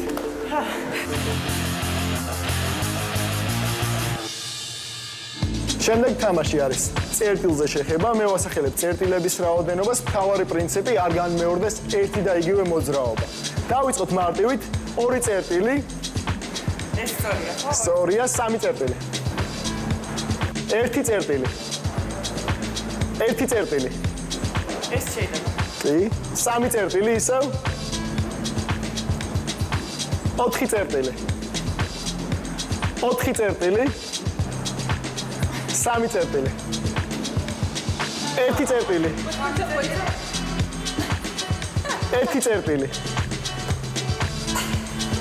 1 წერტილი კარგია კეთი 3 წერტილი ისო 2 წერტილი 2 წერტილი 1 წერტილი 1 წერტილი 1 წერტილი ეს ერთი სტოპ შემდეგი ვარჯიში გადავედით უკვე კინეზისზე და ვმუშაობთ წყვილებში ისევ შემდეგი თამაში არის პარტნიორზე შეხება ელენე გაჩვენებს ხელს და შენი პრინციპი არის ამოცანა არის რომ მიწვდე ხელზე სადაც არ უნდა გაჩვენოს ხელი აუცილებლად უნდა შეეხო ხელს მოიმზადეთ და დავიწყოთ მოიმზადეთ მუშაობთ 1 წუთის განმავლობაში სტარტ დავიწყეთ აქ მჭირდება სისწრაფე და მთავარია კარგად შეეხო ხელს კარგია შეეცადე აკონტროლოს სუნთქვა კარგი ხარ ელენე შვენიერია კეთი როგორ გძნობ თავს კარგია სწრაფად მოძრაობ უფრო აჩქარა ელენე ტემპი მოუმატე ცოტაც მუშაობ ცოტაც არ ვჩერდები დავჭა 10 წამი 3 2 1 დაისვენეთ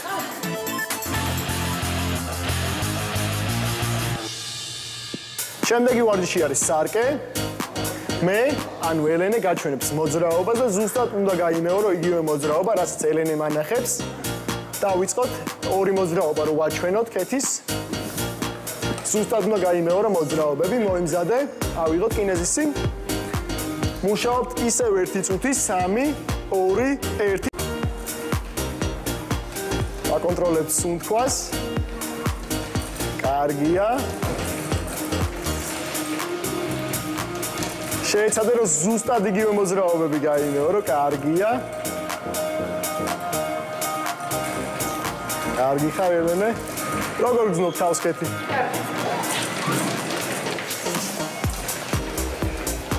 ცოტაც 10 წამი 5 4 3 2 1 დაისვენეთ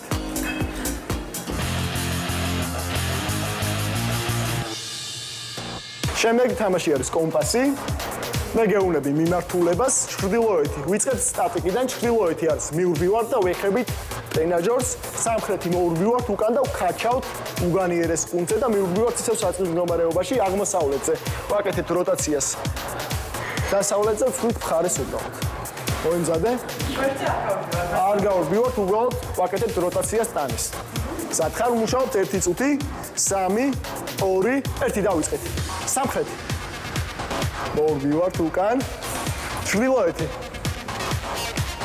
სამხრეთი ცოტა სწრაფად უნდა გავაკეთოთ აღმოსავლეთი დასავლეთი ჩრდილოეთი სამხრეთი ჩრდილოეთი, სამხრეთი, აღმოსავლეთი, დასავლეთი, დასავლეთი, ჩრდილოეთი, ჩრდილოეთი, ჩრდილოეთი, სამხრეთი, სამხრეთი, სამხრეთი, აღმოსავლეთი, აღმოსავლეთი, სტოპ გაისვენ. კარგი იყო, როგორ გძნობთ თავს?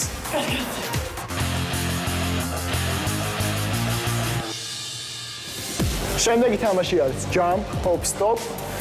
მე გაძლევ ძანებებს, jump-ზე ხტები მაღლა, hop-ზე აკეთებ პატარა წახტომს, stop-ზე ჩერდები ცალფეხზე. მეორე სტოპი თუ გითხარით, ჩერდები ცვლი ფეხს, მეორე ფეხზე. მოემზადე, უმუშაობთ ისევ 1 წუთი. ავიღოთ ბეჭები შეკარი და დავიწყეთ jump, jump, hop, hop, hop, stop, stop, stop, stop, stop, stop, hop, hop, hop, jump, jump, jump, jump, stop, stop, hop, jump, jump, stop, jump, stop, jump, stop, jump, hop, hop, stop. დღევანდელი ვარჯიში ჩემთვის ნამდვილად აღმოჩენა იყო, იმიტომ რომ არ ვიცოდი თუ ასეთი თამაშების სახით შეიძლებოდა ამხელა დატვირთვის მიღება. ვისაც ეზარება, ასე ვთქვა და ერთი და იგივე მობესდა დარბაზში თუ სირბილია ეს თუ ტრენაჟერები, თქვენ შეგიძლიათ სცადოთ აი ეს არაჩვეულებრივი თამაშები, რომელიც განვითარებს სისხარტეს. გონებრივი ვარჯიშებია ძალიან კარგი. ერთი სიტყვით, ყველაფერი არის შეკრული ერთ აი ამ თამაშში და მე ძალიან მომეწონა, აუცილებლად ვთხოვ დავით, რომ კვირაში 1-2 ვარჯიში ჩამიტაროს ხოლმე აი ეს თამაშები. და ყველას გირჩევთ, ძალიან კარგია. ამით დილის ვარჯიში დასრულებულია. ჯანსაღ და წარმატებულ დღეს გისურვებთ.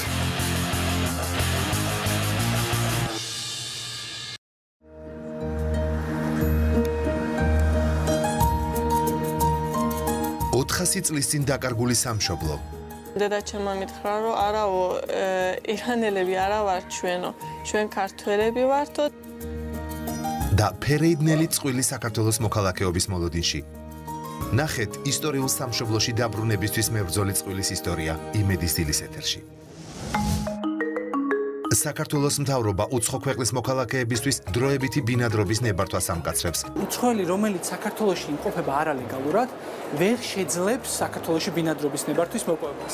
რა მოხდება მაშინ, თუ უცხოელი ჩვენს ქვეყანაში არალეგალურად დარჩება და რამდენი წლით იზრდება დროებითი ბინადრობის ნებართვის ვადა? თემის დეტალები ნახეთ იმედის დილაში. საქართველოში საატესტატო გამოცდების შეცვლილი სახით ჩატარდება. რა ცვლილებებია გამოცდებზე და რა მოლოდინი აქვთ შეფასებისა და გამოცდების ეროვნულ ცენტრში? ნახეთ დეტალები გადაცემის დასკვნით ნაწილში. ქრონიკა 9-ზე და 10 საათზე.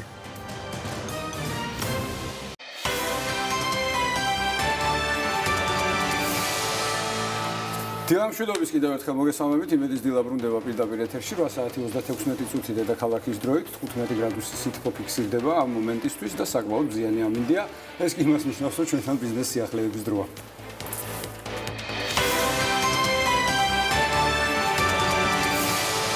საქართველოს მოსახლეობის 77% თვლის, რომ მათ დასახლებაში მცხოვრებთა უსაფრთხოება დაცულია, მონაცემებს კვლევითი ორგანიზაცია ACT ავრცელებს. ბოლო წლების განმავლობაში აღნიშნული მაჩვენებელი მცირებით გაუარესებულია. 2013 წლის კვლევის შედეგების მიხედვით დაცულად თავს მოსახლეობის 88% გრძნობდა. 2015 წელს კი 85%. კვლევის შედეგები აჩვენებს, რომ უსაფრთხოების განცდა კაცებში უფრო მაღალია. ამასთან საინტერესოა, რომ სოფლის მოსახლეობას უსაფრთხოების უფრო მაღალი განცდა აქვს ვიდრე ქალაქად მცხოვრებთ. ყველაზე ნაკლებად კი თავს დაცულად თბილისელები გრძნობენ. უსაფრთხოებასთან დაკავშირებულ ყველაზე გავრცელებულ პრობლემებს შორის მოხვდა წვრილმანი ხულიგნობა, ოჯახური ძალადობა, ძარცვა ყაჩაღობა, ნარკოტიკებისა და ალკოჰოლის მოხმარება. სწორედ ალკოჰოლის მოხმარება სახელდება მთავარ პრობლემად, განსაკუთრებით კი თბილისელების მხრიდან. აღსანიშნავია, რომ მსოფლიო ეკონომიკური ფორუმის 2017 წლის უსაფრთხოების ინდექსის მიხედვით 136 ქვეყანას შორის საქართველო 29 ადგილზეა. ინდექსი ქვეყნის ბიზნეს სექტორისა და ტურიზმის უსაფრთხოების რისკებზე დახმობით ანგარიშდება. ფქვილისა და პურპროდუქტების მწარმოებლები მომატებული საფრთხის მქონე სამუშაოთა ნუსხაში მათი საწარმოების შეტანას ეწინააღმდეგებიან, სამაგეროდ აღნიშნულს ითხოვენ პროფკავშირების წარმომადგენლები. პურპროდუქტების ასოციაციაში აცხადებენ, რომ სურსათის ეროვნული სააგენტო საწარმოებს ყველა კომპონენტზე ისედაც ამოწმებს. მწარმოებელთა ფედერაციაში კი განმარტავენ, რომ პურის, მაკარონის, ჩაის და არაალკოჰოლური სასმელების წარმოება მომატებული საფრთხის მქონე საწარმოთა რიცხვს არ განეკუთვნება. შრომის უსაფრთხოების შესახებ ახალი კანონი პარლამენტმა უკვე მიიღო, რაც პირველ ეტაპზე მძიმე, მავნე და საშიშ პირობებიანი საწარმოს შემოწმებასა და დარღვევების აღმოჩენის შემთხვევაში სანქციებას ითვალისწინებს. ამ ტიპის საწარმოთა ნუსხის შესაქმნელად ამჟამად არასამთავრობო და ბიზნეს სექტორის წარმომადგენლები მსჯელობენ. შეიძლება ადამიანი სიტყვაზე ბიბლიის ამპულის წარმოებაში რაღაც ოპერაციას ასრულებს, იგივე სილოსში, იგივე თქვა ტრანსპორტიორების მოვლა პატრონობაში, თუმცა იგივე დარგში სიტყვაზე ოფისში მომუშავე იგივე დირექტორს, იგივე ბუღალტერს, იგივე ტექნიკურ პერსონალს არ ემუქრება ის საფრთხე, რომელიც ემუქრება თქვა სილოსში მომუშავე, ანუ რა ოპერაციებს ასრულებს ადამიანი, რომ ამის მიხედვით განისაზღვროს საფრთხე და არა იმის მიხედვით, რომ დარგის თლიანად იყოს საფრთხის შემცვლელად გამოცხადებული. არასწორია, იმიტომ რომ არსებობს სურსათის უმნებლობის სამსახური და რაღაც პარალელიზმი გამოვა, ის სამსახური დადეს, სისტემატიურად ამოწმებს. მე ვიცი, რომ გარდა ამისა დადიან კიდე ადამიანები, რომლებსაც დაინტერესებული არის მომხმარებელთა უფლებების დაცვის სამსახურები და სხვა. და ამიტომ ეხლა ეს ამ უფლებების ასე ეხლა ყველა ორგანიზაციამ რომ ირბინოს ეხლა კვების საწარმოებში ჯერ არც არის ნორმალური საერთოდ ეს. ქართული ზეითუნის ზეთი და ზეთისხილი ექსპორტზე ევროკავშირში გავა, ქართული მწარმოებლების განცხადებით პროდუქციის ნიმუშები ჰოლანდიაში უკვე გაიგზავნა და პირველი საექსპორტო პარტია ქვეყნიდან სავარაუდოდ შემოდგომაზე გავა. ექსპორტთან დაკავშირებით მოლაპარაკებები მიმდინარეობს დუბაისთან და მეზობელ ქვეყნებთანაც. წელს საქართველოში დაახლოებით 220 ტონა მოსავალი იქნება, მიმდინარე წელსვე დაგეგმილია ზეთისხილის ნარგავების ფართობის ზრდაც. 100 ჰექტარზე გაშენებულია პლანტაციები და ამ წუთას მიდის კიდევ 260 ჰექტარის დარგვა, შენდება 220 ჰექტარი ზეთისხილი და 40 ჰექტარი კაკალი. ჩვენ ვფიქრობთ, რომ წელს ამ 220 ტონიდან სავარაუდოდ სადღაც 100 ტონა იქნება ზეითუნის ზეთი და დარჩენი იქნება ზეთისხილი. ჰოლანდიაში არის და რუსეთში არის გაგზავნილი ეს ნიმუშები. სახელმწიფო პროგრამის გადაიღე საქართველოში ფარგლებში ქვეყანაში 20 მილიონ ლარზე მეტი დაიხარჯა. წელიწადნახევრის განმავლობაში პროგრამას უკვე 15 ბენეფიციარი ყავს. როგორც სააგენტოში აწარმოებს საქართველოში განმარტავენ, ბენეფიციარებს შორის არიან საერთაშორისო პროექტები საფრანგეთიდან, გერმანიიდან, ჩინეთიდან, ინდოეთიდან და მსოფლიოს სხვა ქვეყნებიდან. განხორციელებული პროექტის შედეგად ჯამში 1900 მუდმივი და დროებითი სამუშაო ადგილი შეიქმნა. შეგახსენებთ, კინოინდუსტრიის სახალისების მიზნით 2016 წლის დასაწყისში სახელმწიფო პროგრამა გადაიღე საქართველოში ამოქმედდა, რომელიც კინოწარმოებით დაინტერესებულ ადგილობრივ და საერთაშორისო პროდიუსერებს შესაძლებლობას აძლევს საქართველოში გადაიღონ ფილმი თუ სხვა სახის აუდიოვიზუალური პროდუქცია, ხოლო კვალიფიციური ხარჯების 25%-მდე თანხა უკან დაიბრუნა. ჩვენ ყოველწლიურად გვაქვს გეგმა გაწერილი, რომელი ბაზრები უნდა მოვიცვათ, რომელი არის ჩვენთვის საინტერესო. ამასთან დაკავშირებით ვესწრებით ხოლმე საერთაშორისო კინომარკეტებს, სადაც ჩვენ ყველა დაინტერესებულ პირს ვთავაზობთ გადაიღე საქართველოს ზოგადად პროგრამას და ქვეყნის შესაძლებლობებს. ამის გარდა ჩვენ ყოველთვის ჩამოყავს უკვე 2 წელია, ჩამოყავს ამერიკელი ძალიან ცნობილი location manager-ები და პროდიუსერები, რომლებსაც ვაცნობთ ქვეყანას და ვთავაზობთ როგორც გადასაღებ ლოკაციას. ჩინურმა ბანკმა ფილიალი გახსნა, რომლის მომსახურება მთლიანად თანამედროვე ტექნოლოგიებზეა დაფუძნებული.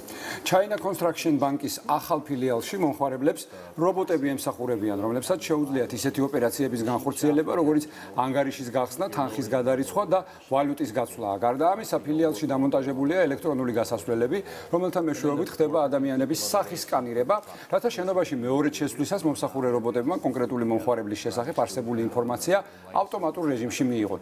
ბანკში მომხმარებელს ოპერატორთან კომუნიკაცია ვირტუალური რეალობის სათვალეების გამოყენებითაც შეუძლია.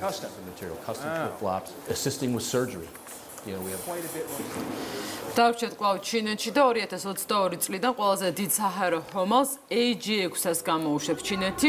საავიაციო სამრეწველო კორპორაცია ახალ მოდელზე 8 წლის განმავლობაში მუშაობდა და როგორც უწყებაში ამბობენ, მას სამაშველო სიტუაციების დროს გამოიყენებენ. მათ შორის საზღვაო ოპერაციებისა და ხანძრების დროს. აღსანიშნავია, რომ თვითმფრინავი აღჭურვილია 4 ტურბო პროპელერით და მას 4500 კილომეტრის დაფარვა შეუძლია. ადგილობრივი მედიის ინფორმაციით, თვითმფრინავი 2021 წლამდე ექსპლუატაციისთვის ყველა საჭირო დოკუმენტის მიღებას შეძლებს, ხოლო 2022 წლიდან ოფიციალურად დაიწყებს ფრენას. გასული წლის ბოლოსთვის AG6-ის მწარმოებელს 17 ერთეულზე ჰქონდა შეკვეთა მიღებული ჩინეთის სამთავრობო უწყებებისგან და კერძო კომპანიებისგან. ავსტრალიის კონკურენციისა და მომხმარებელთა უფლებების დაცვის კომისიამ Google-ის წინააღმდეგ გამოძიება დაიწყო. უწყება კომპანიას Android-ის ოპერაციული სისტემები და მომხმარებელთა პირადი მონაცემების უკანონოდ მოპოვებას ედავება. კომისიის ვარაუდი ორაკლის ანგარიშს ეყრდნობა, რომლის თანახმად Google მომხმარებლის შესახებ ყოველთვიურად რამდენიმე გიგაბიტის მოცულობის ინფორმაციას ამუშავებს, მათ შორის ინფორმაციას მათი ადგილმდებარეობის შესახებ. ანგარიში ასევე აღნიშნულია, რომ Google შეუძლია სურვილისამებრ მოიპოვოს ინფორმაცია მომხმარებლის ადგილმდებარეობის შესახებ, მაშინაც კი თუ მას სმარტფონში ლოკაციის ფუნქცია საერთოდ გათიშული აქვს, ან სიმბარათი აქვს ამოღებული მოწყობილობიდან. ავსტრალიის კონკურენციისა და მომხმარებელთა უფლებების დაცვის კომისიის განცხადებით, აღნიშნული შედეგად ავსტრალიაში 10 მილიონი ადამიანის პირადი მონაცემების უსაფრთხოება დადგა ეჭქვეშ. ასეთი იყო ბიზნეს სიახლეები ამ დროისთვის.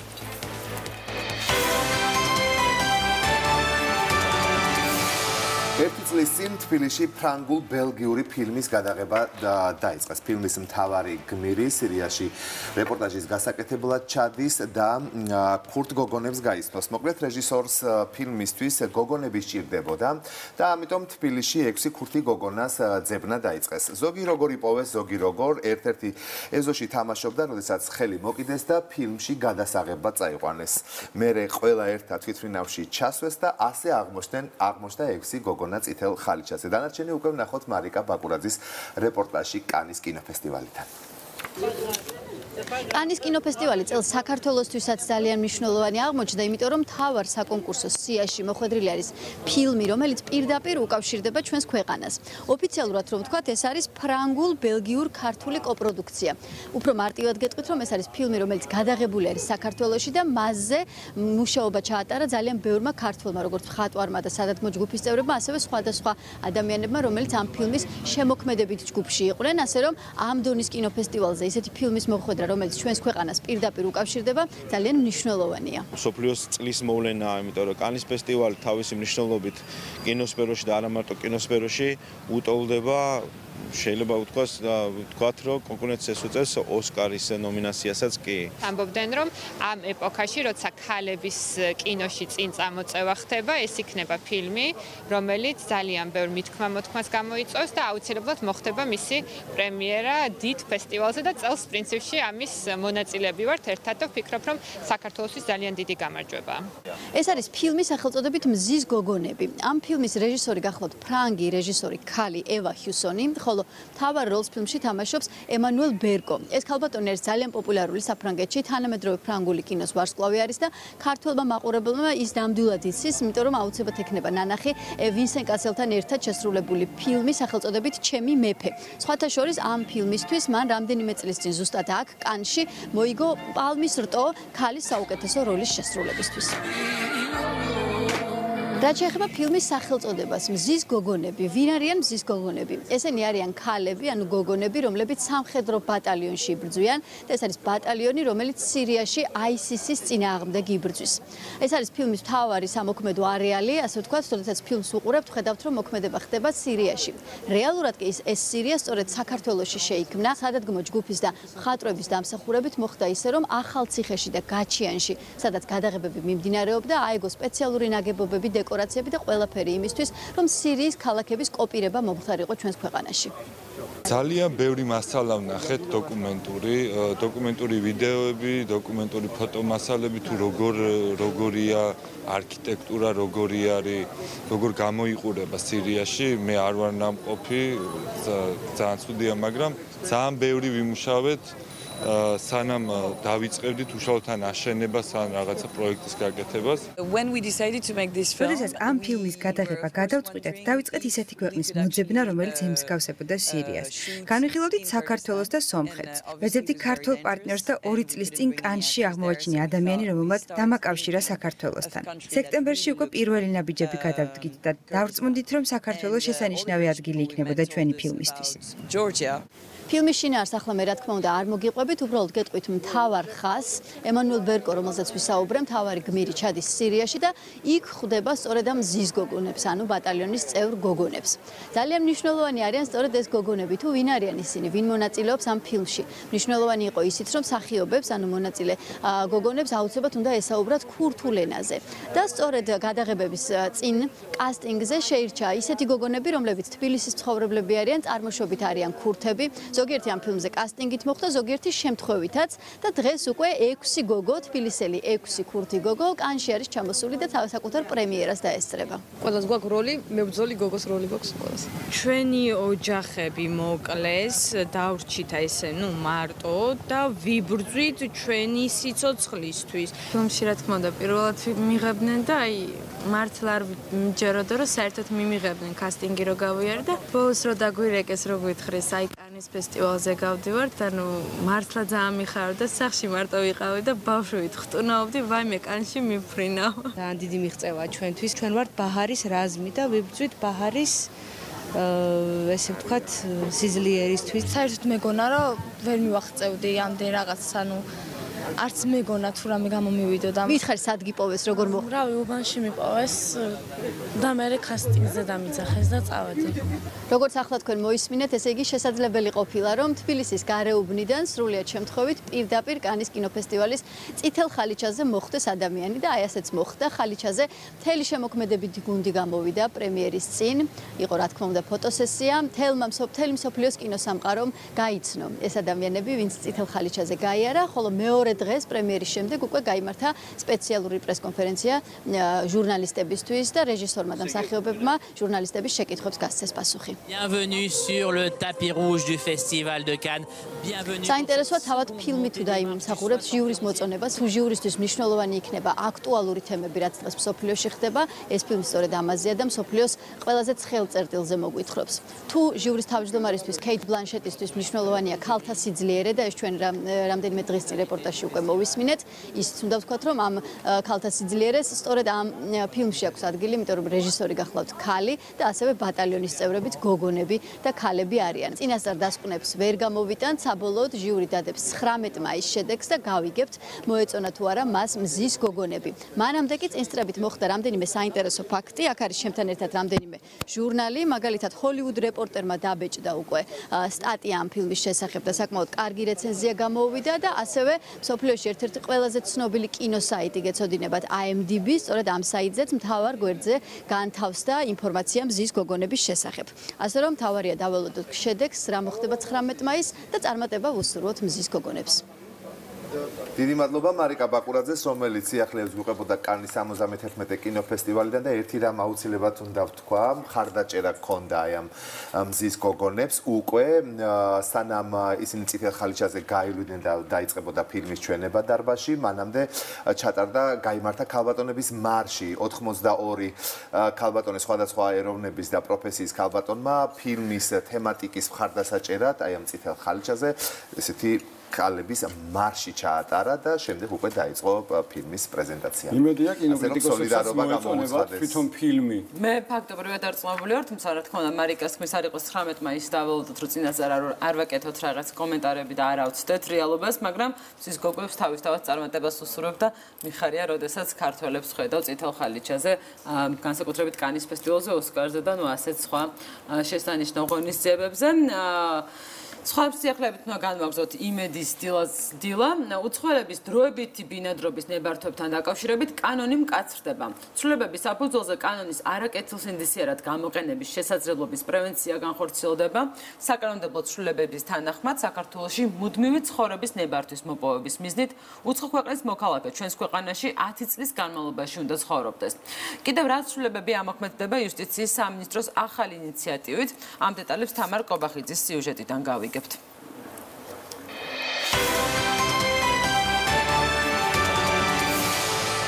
ჩაიწერება საკანონმდებლო აქტებში, რომ ადამიანი უცხოელი, რომელიც საქართველოში იმყოფება არალეგალურად, ვერ შეძლებს საქართველოში ბინადრობის ნებართვის მოპოვებას. უცხო ქვეყნის მოქალაქეებისთვის დროებითი ბინადრობის ნებართვა მკაცრდება. უცხოელს, რომელსაც სურს დროებით დარჩეს ჩვენს ქვეყანაში, ბინადრობის ვადა 12 წლამდე გაიზრდება. ხოლო იმ შემთხვევაში, თუ უცხო ქვეყნის მოქალაქეს სურს მუდმივად დარჩეს საქართველოში ბინადრობის მოსაპოვებლად, ქვეყანაში 6 წლის ნაცვლად უკვე 10 წელი მოუწევს ყოფნა. შემდეგ, რაც 10 წელი იცხოვრებს დროებითი ბინადრობის საფუძველზე საქართველოში უცხოელი, გაუჩნდება მას უფლება, რომ მოითხოვოს მუდმივი ცხოვრების უფლება საქართველოში. გარდა ამისა, ეს ასეთი ჩანაწერი მნიშვნელოვანია იმისთვისაც, რომ დღევანდელი რედაქციით 6 წელი საქართველოში ცხოვრების ბინადრობის ნებართვის მოთხოვნის უფლება ჰქონდათ და არ შეეძლო თქვათ გაეგრძელებინა სამედიცინო უნივერსიტეტის სტუდენტს 10 წლამდე დროებითი ბინადრობის ნებართვა. არალეგალის მიერ თავშესაფრის მოთხოვნა აღარ ჩაითვლება ლეგალურად, ისე როგორც აქამდე იყო. უცხოელი, რომლის წინააღმდეგაც მიმდინარეობს გაძევების პროცედურა, ვეღარ მოითხოვს ქვეყნიდან გასვლის გადავადებას. უცხოელი მოითხოვს ქვეყნიდან გასვლის გადავადებას და ეს გადავადება მას დაუკმაყოფილდება. ამ პერიოდში ის ვერ მოითხოვს ბინადრობის ნებართვას. და ასევე უცხოელი, რომელიც ჩვენი ქვეყნის ტერიტორიაზე იმყოფება დროებით, ანუ ეგრეთ წოდებული C კატეგორიის ვიზის საფუძველზე, ვერ მოითხოვს ბინადრობის ნებართვას, გარდა როცა საქმე ეხება ოჯახში ძალადობის უცხოელს ან ინვესტორს. საკანონმდებლო ინიციატივა მთავრობის ხდომაზე პრემიერ-მინისტრმა უკვე მოიწონა.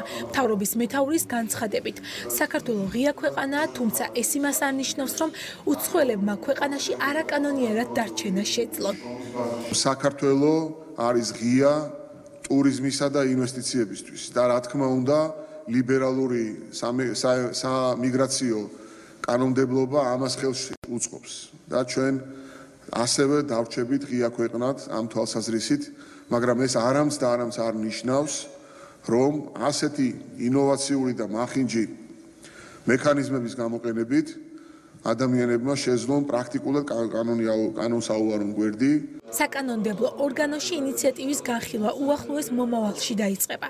სამინისტროს ინიციატივით კანონპროექტი არსებულ სისტემას უფრო გააუმჯობესებს, რაც იმას ნიშნავს, რომ უცხო ქვეყნის მოქალაქეები ქვეყანაში უკანონოდ დარჩენას ვეღარ შეძლებენ.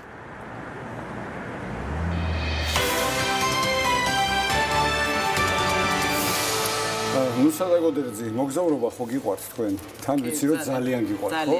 შენ ის იკითხე, ვის არ უყვარს მოგზაურობა? ხო და აი მოგზაურობის მოყავთათვის Georgian Airways სიახლეები აქვს ამიერიდან ბარსელონაში, ლონდონსა და პარიზში, დიახ, პირდაპირ რეისით თბილისიდან შეძლებთ გზაურობას. დეტალები ვნახოთ ირინა დოგრაშვილის რეპორტაჟში.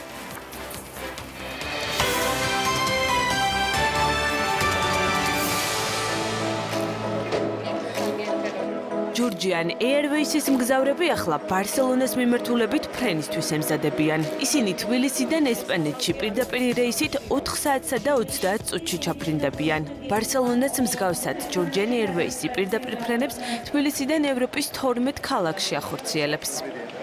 ფრენების ზრდა გამოწვეულია პირველ რიგში იმით, რომ ძალიან დიდი მოთხოვნა იყო მგზავრების ბევრი ადამიანი მე საუბრებოდა მწერდა, რომ რატომ არ იწყებთ ფრენას ევროპაში, რატომ არ არის პარიზი, რატომ არ არის ბარსელონა, რატომ არ არის ბრიუსელი და ასე შემდეგ, რაც კომპანიის ხელმძღვანელმა გაითვალისწინა და წელს ჩვენ დავიწყეთ ფრენები ევროპის პრაქტიკულად ყველა ქვეყანაში. ბარსელონა, ბრიუსელი, პარიზი, ბერლინი, კიოლნი, ბოლონია, ბრატისლავა, ყაზანი, ვენა, ამსტერდამი, ლონდონი, პრაღა, თელ-ავივი, მოსკოვი, პეტერბურგი, კიევი, ერევანი. ეს ის ქალაქებია, რომელშიც Georgian Airways-ი პირდაპირ ფრენებს ახორციელებს.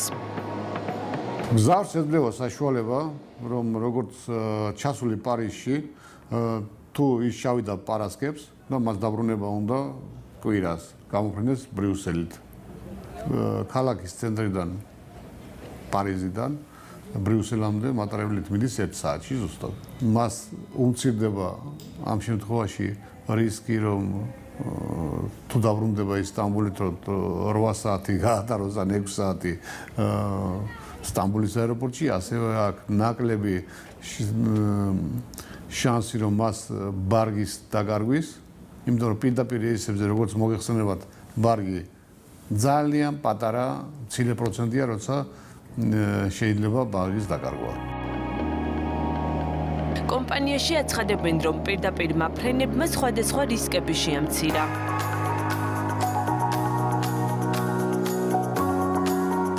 ყავს საუკეთესო მფრინავები, რომლებიც ყველანაირ მეტეო პირობებში შეიძლება ასე ითქვას ასრულებენ თავიანთ მოვალეობას, არიან ძალიან მაღალი დონის პროფესიონალები და გარდა მფრინავებისა კიდევ ყავს საუკეთესო ტექნიკოსები, ავიატექნიკოსები, გვაქვს საკუთარი ტექნიკური ბაზა, ჩვენ თვითონ ვახორციელებთ თვითმფრინავზე ეგრეთ წოდებული მსუბუქი ფორმების ჩატარებას, ეს იქნება გაფრენის წინა ფორმები, ჩამოფრენის შემდგომი ფორმები თუ ასე შემდეგ და ამიტომ აქაც საკმაოდ დიდ წარმატებას მიაღწია ავიაკომპანიამ წლების განმავლობაში. ეს არის 25 წლის მანძილზე დაგროვილი გამოცდილების შედეგად ყველაფერი ეს, რომ ავიაკომპანიას ძლიერი მფრინავები და ძლიერი ავიატექნიკოსები ყავს. ახლა Georgian Airways-ის თვითმფრინავი ფრენას პარიზის მიმართულებით ახორციელებს.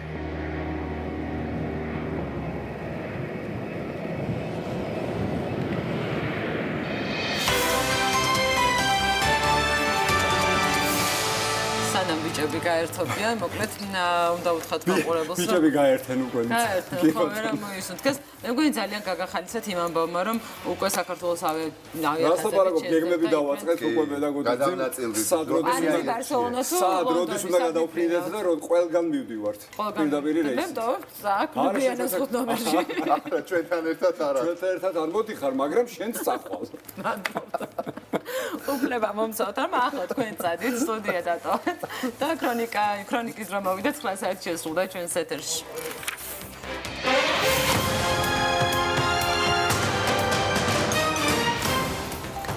ორთვიანი პაუზის შემდეგ ერგნეთში ინციდენტების პრევენციისა და მათზე რეაგირების მექანიზმის ფარგლებში დღეს მორიგი შეხვედრა გაიმართება. რა საკითხებზე იმისჯელებენ მხარეები. ადამიანის უფლებათა დაცვის საკითხებში ევროკავშირის სპეციალური წარმომადგენელი საქართველოს ეწვია, ვის შეხვდება ოფიციალური ვიზიტის ფარგლებში სტავროს ლამბრინიდისი. 55 დაღუპული და 2000-ზე მეტი დაშავებული ღაზის სექტორში მსხვერპლთა რაოდენობა იზრდება. არეულობა იერუსალიმში ამერიკის შეერთებული შტატების საელჩოს გადატანას მოჰყვა. დეტალები რამდენიმე წუთში.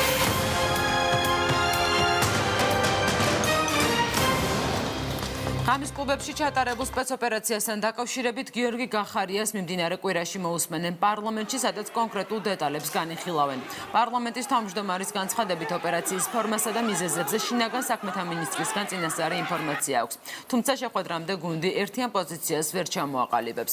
რაც შეეხება სპეცოპერაციის შემდგომ განვითარებულ მოვლენებს, პრემიერ-მინისტრის შეფასებით საპროტესტო აქციაზე დაპირისპირება სწორედ მთავრობის კოორდინირებული მუშაობის შედეგად იქნა აცილებული. რაც ხელისუფლების ადამიანური ბუნების დადასტურება იყო.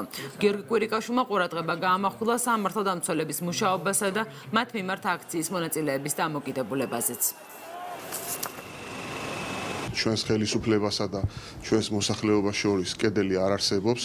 ჩვენ არასოდეს ვიკავებთ თავს ჩვენს ახალგაზრდობასთან საუბრისგან და გუშინდელი დღე განსაკუთრებით იყო კიდევ ერთი დადასტურება ჩვენი ხელისუფლების ადამიანური ბუნების.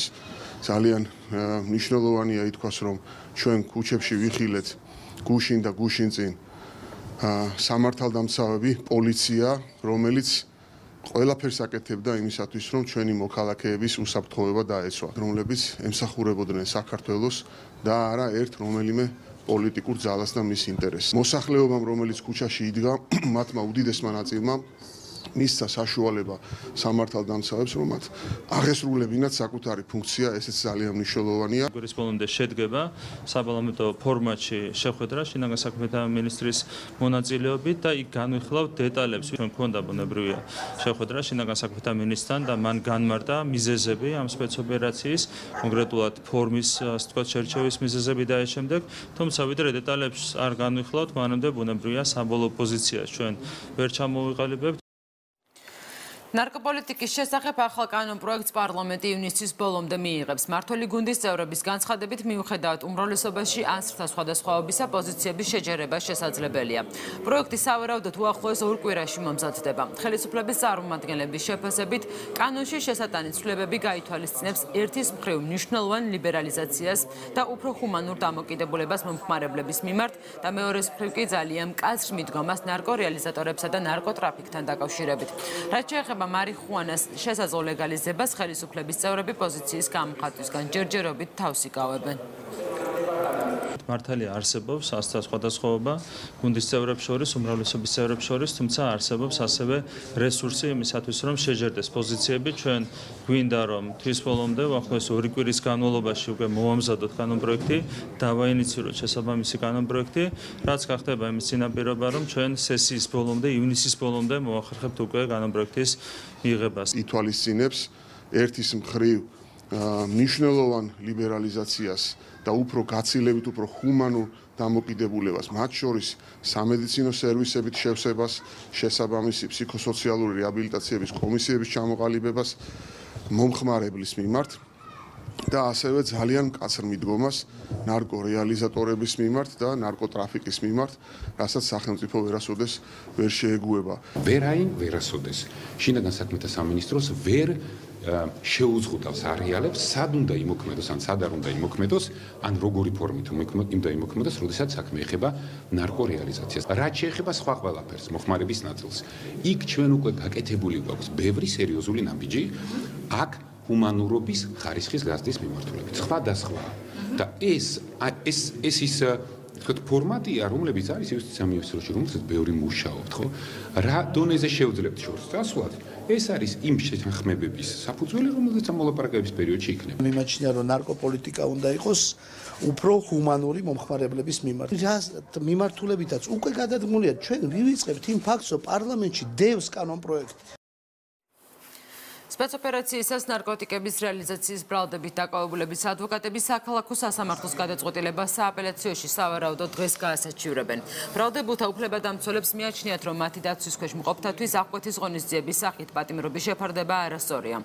დაცვის მხარის განცხადებით, მოსამართლემ გადაწყვეტილების მიღების მიზეზი ვერ დაასაბუთა. ადვოკატები სუსტ უწოდებენ პროკურატურის მტკიცებულებებსაც და იმედოვნებენ, რომ მათ მოთხოვნა სააპელაციო სასამართლო დააკმაყოფილებს. ერთ-ერთი მტკიცებულება ვერ დაასაბუთა ბრალდების მხარემ, თუ რატომ იყო აღკვეთი ღონისძიების შეფარდება, პატიმრობა, გამოყენება ჩემი დაცვის ქვეშ ყოფისთვის და სასამართლომ მართალია შეუფარდა პატიმრობა, მაგრამ განმარტება გააკეთა იმასთან დაკავშირებით, რომ საქმეში ნამდვილად მტკიცებულებების მხრივ არის სუსტი.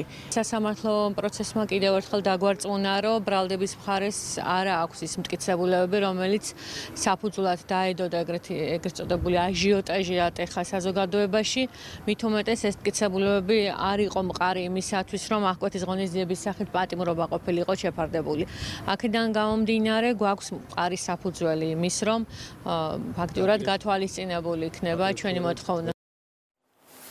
გამოშვება სხვა მნიშვნელოვანი სიახლეებით განვაგრძობთ. ნატოს სამიტის გარდა ამერიკის შეერთებული შტატების მიერ საქართველოს მხარდამჭერი აქტის მიღება იყო ერთ-ერთი მნიშვნელოვანი საკითხი, რომელზეც უშიშროების საბჭოს ხტომაზე იმსჯელეს. საბჭოს მდივნის განცხადებით, პრეზიდენტის ამ ინიციატივაზე მთავრობისა და ხელისუფლების წევრებს შორის სრული თანხმობაა. დავით რაქვიაშვილის შეფასებით, საქართველოს უსაფრთხოების უზრუნველსაყოფად ამერიკის შეერთებული შტატების მხარდაჭერის გაზრდა ძალიან მნიშვნელოვანია. იმის და მიუხედავად თუ რამდენად აქტიურად მუშაობს დღეს ხელისუფლება, კიდევ უფრო მეტი არის საჭირო იმისთვის, რომ ჩვენი უსაფრთხოება იყოს უზრუნველყოფილი. ამ ვითარებაში ძალიან მნიშვნელოვანია ჩვენი სტრატეგიული პარტნიორის ამერიკის შეერთებული შტატების მხარდაჭერის გაზრდა. ჩვენ ვისაუბრეთ პრეზიდენტის ინიციატივაზე, საქართველოს მხარდაჭერი აქტის ამერიკის სენატში და კონგრესში მიღებასთან დაკავშირებით. მაყოფილებით შემიძლია თქვა, რომ ამ საკითხის სრული ერთსულოვნება არის, როგორც პარლამენტის ისე მთავრობის წარმომადგენლებს შორის. პარლამენტში დღეს საგარეო საქმეთა მინისტრს მოусმენენ მიხეილ ჯანელიძე დეპუტატების წინაშე ევროინტეგრაციისა და საგარეო საქმეთა კომიტეტების გაერთიანებულ ხტომაზე წარსდგება. ის კანონმდებლებს სამინისტროში რეორგანიზაციის შედეგად შექმნილი ახალი სტრუქტურული ერთეულების საქმიანობაზე მიაწვდის ინფორმაციას. ასევე წარადგენს ევროკავშირში ინტეგრაციის საგზაო რუკის კონცეფციას, რომელიც ცოტა ხნის წინ ევროკავშირში სახელმწიფო ინტეგრაციის კომისიამ დაამტკიცა.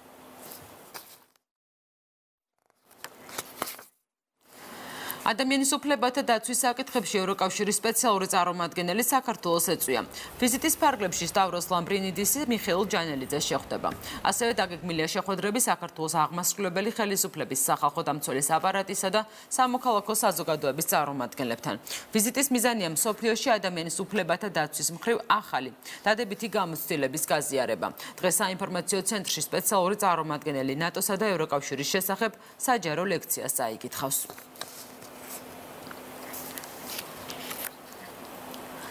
ნატოს მუდმივ მოქმედი მეორე საზღვაო შენაერთის ხომალდები ფოთის პორტშია. ბრიტანეთის, თურქეთის, ბულგარეთისა და რუმინეთის სამხედრო გემები საქართველოში 18 მაისამდე დარჩებიან და ქვეყნის სანაპირო დაცვასთან ერთად ცხრნაში მიიღებენ მონაწილეობას.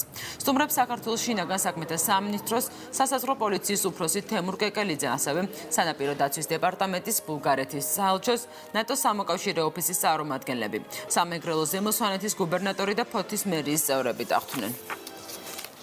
საქართველო არის ნატოს ერთ-ერთი ახლო და საიმედო პარტნიორი, რომელსაც მნიშვნელოვანი წვლილი შეაქვს საერთაშორისო მისიებში და ხელს უწყობს რეგიონში უსაფრთხოების გამყარებას. ნატოს წევრი ყველა ქვეყანა აფასებს საქართველოს მიერ შეტანილ წვლილს ავღანეთის მისიაში. ჩვენ მხარს ვუჭერთ საქართველოს ევროატლანტიკურ მისწრაფებებს. მიხარია, რომ საქართველოში ამ საპატიო და მნიშვნელოვანი მისიით ვიმყოფები. ეს არის კიდევ ერთი დასტური ნატო-საქართველოს წარმატებული თანამშრომლობის. ჩვენთვის მნიშვნელოვანია ნატოსა და საქართველოს გემებს შორის თავსობადობის გაზრდა. თავისუფალი ნავიგაცია ერთ-ერთი მნიშვნელოვანი წინაპირობაა ეკონომიკური წინსვლის. ეს გამოხატავს ნატოს მკაფიო მხარდაჭერა საქართველოს მიმართ. ამავე დროს მას გააჩნია პრაქტიკული დანიშნულება, რადგან მსგავს ვიზიტების დროს და გამონაკლისი არც ეს ვიზიტია იმართება ერთობლივი წვრთნები სანაპირო დაცვის ძალებთან ერთად, რაც ამაღლებს ნატოს საზღვაო ძალებსა და საქართველოს შორის თავსებადობას, ხელს უწყობს საქართველოს თავდაცვის უნარიანობის ამაღლებას და ყოველივე ეს კი წინადადებული ნაბიჯია ქვეყნის ნატოში ინტეგრაციის პროცესში. ორთვიანი პაუზის შემდეგ დღეს ერგნეთში ინციდენტების პრევენციისა და მასზე რეაგირების მექანიზმის ფარგლებში მორიგი შეხვედრა გაიმართება. ბოლო შეხვედრა 1 მარტს შედგა, მთავარი თემა არჩილ ტატუნაშვილის გადმოსვენების საკითხი იყო. მოლაპარაკებების უშედეგობის გამო მაშინ ქართულმა მხარემ შეხვედრა პროტესტის ნიშნად დატოვა. დღეს ქართული მხარის ჯგუფს კახაბერ ქემოკლიძის ნაცვლად ირაკლი ანთაძე წარმოადგენს. განხილვის საგანი ტატუნაშვილის საკითხის გარდა საქართველოს მოქალაქეთა უკანონო დაკავების ფაქტები და სოფელ ნიქოში ოკუპანტების მიერ გავლებული ხნულებიც იქნება. უცხოეთის მნიშვნელოვანი სიახლეების დროა შეერთებული შტატების საელჩოს. იერუსალიმში გადატანის გამო ღაზის სექტორში დაწყებული არეულობის მსხვერპლთა რაოდენობა გაიზარდა. დაღუპულია 55-მდე ადამიანი, 2000-ზე მეტი კი დაშავდა. ღაზის სექტორში 35,000-მდე ადამიანია შეკრებილი. საპროტესტო აქციის მონაწილეები ამბობენ, რომ საკუთარ ტერიტორიას არავის დაუთმობენ. მათ გამაფრთხილებელ შეტყობინებებს უგზავნის ისრაელიც. როგორც აცხადებენ, საზღვრის გადალახვის უკანონო მცდელობას ნებისმიერ ფასადში აჩერებენ. შეერთებული შტატების საელჩოს იერუსალიმში გადატანას რამდენიმე სახელმწიფოს პროტესტი მოჰყვა. სტამბოლში გამართულ მასშტაბურ აქციაზე ათასობით ადამიანი გამოვიდა. ანტიამერიკული ლოზუნგების სკანდირების ფონზე მათ საელჩოს გადატანის გამო დაწყებული არეულობა და პალესტინელების დაღუპვა გააპროტესტეს. ამერიკის საელჩოს თელ-ავივიდან იერუსალიმში გადატანა ოფიციალურმა ანკარამაც დაგმო. შესაბამისი განცხადება ქვეყნის საგარეო საქმეთა მინისტრმა გაავრცელა.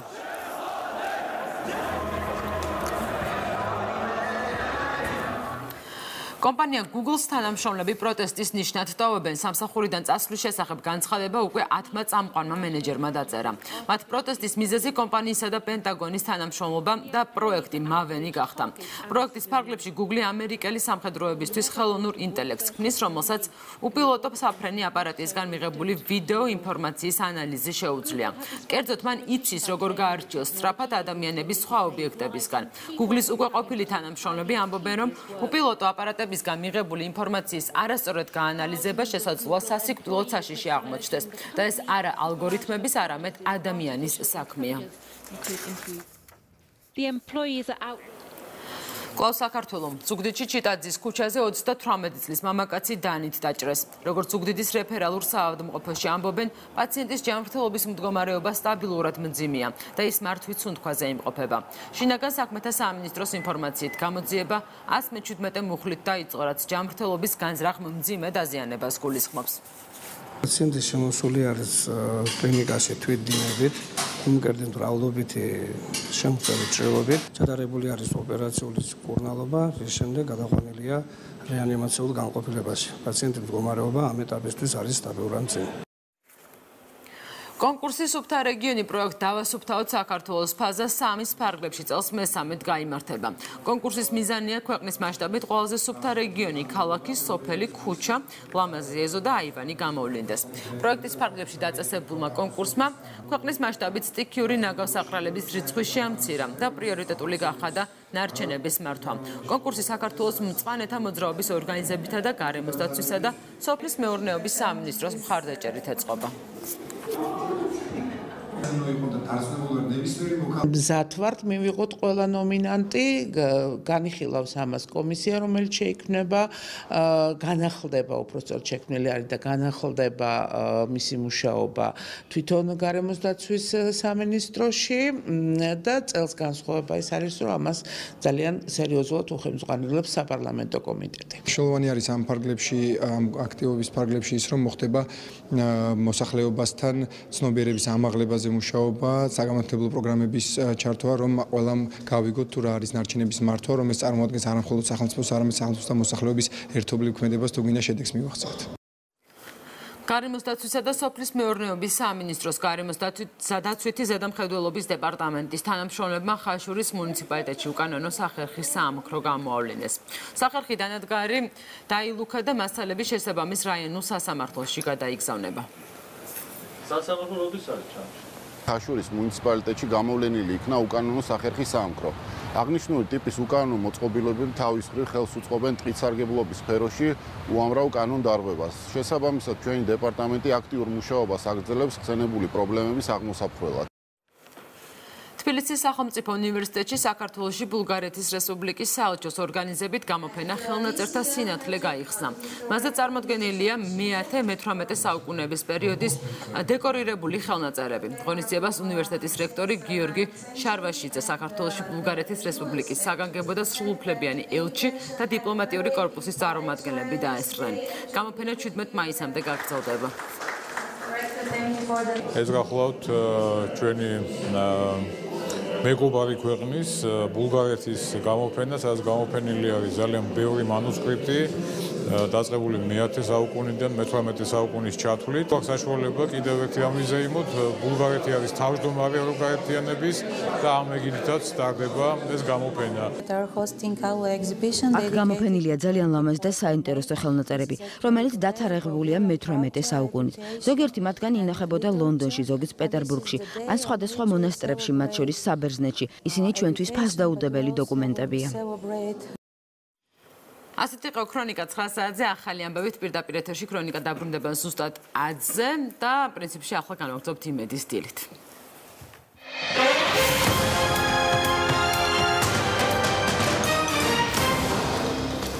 დილა ფიდობიდაში. ნუ განსაკუთრებით კი ხარია ხოლმე შენ ახო გაფრინდაშვილი რომ მოდის სპორტული სიახლეებით. იმიტომ თავის ვიზუალის მიუხედავად მას საერთოდ სერიოზულად მუშაობა რამე საკითხზე ძალიან რთული.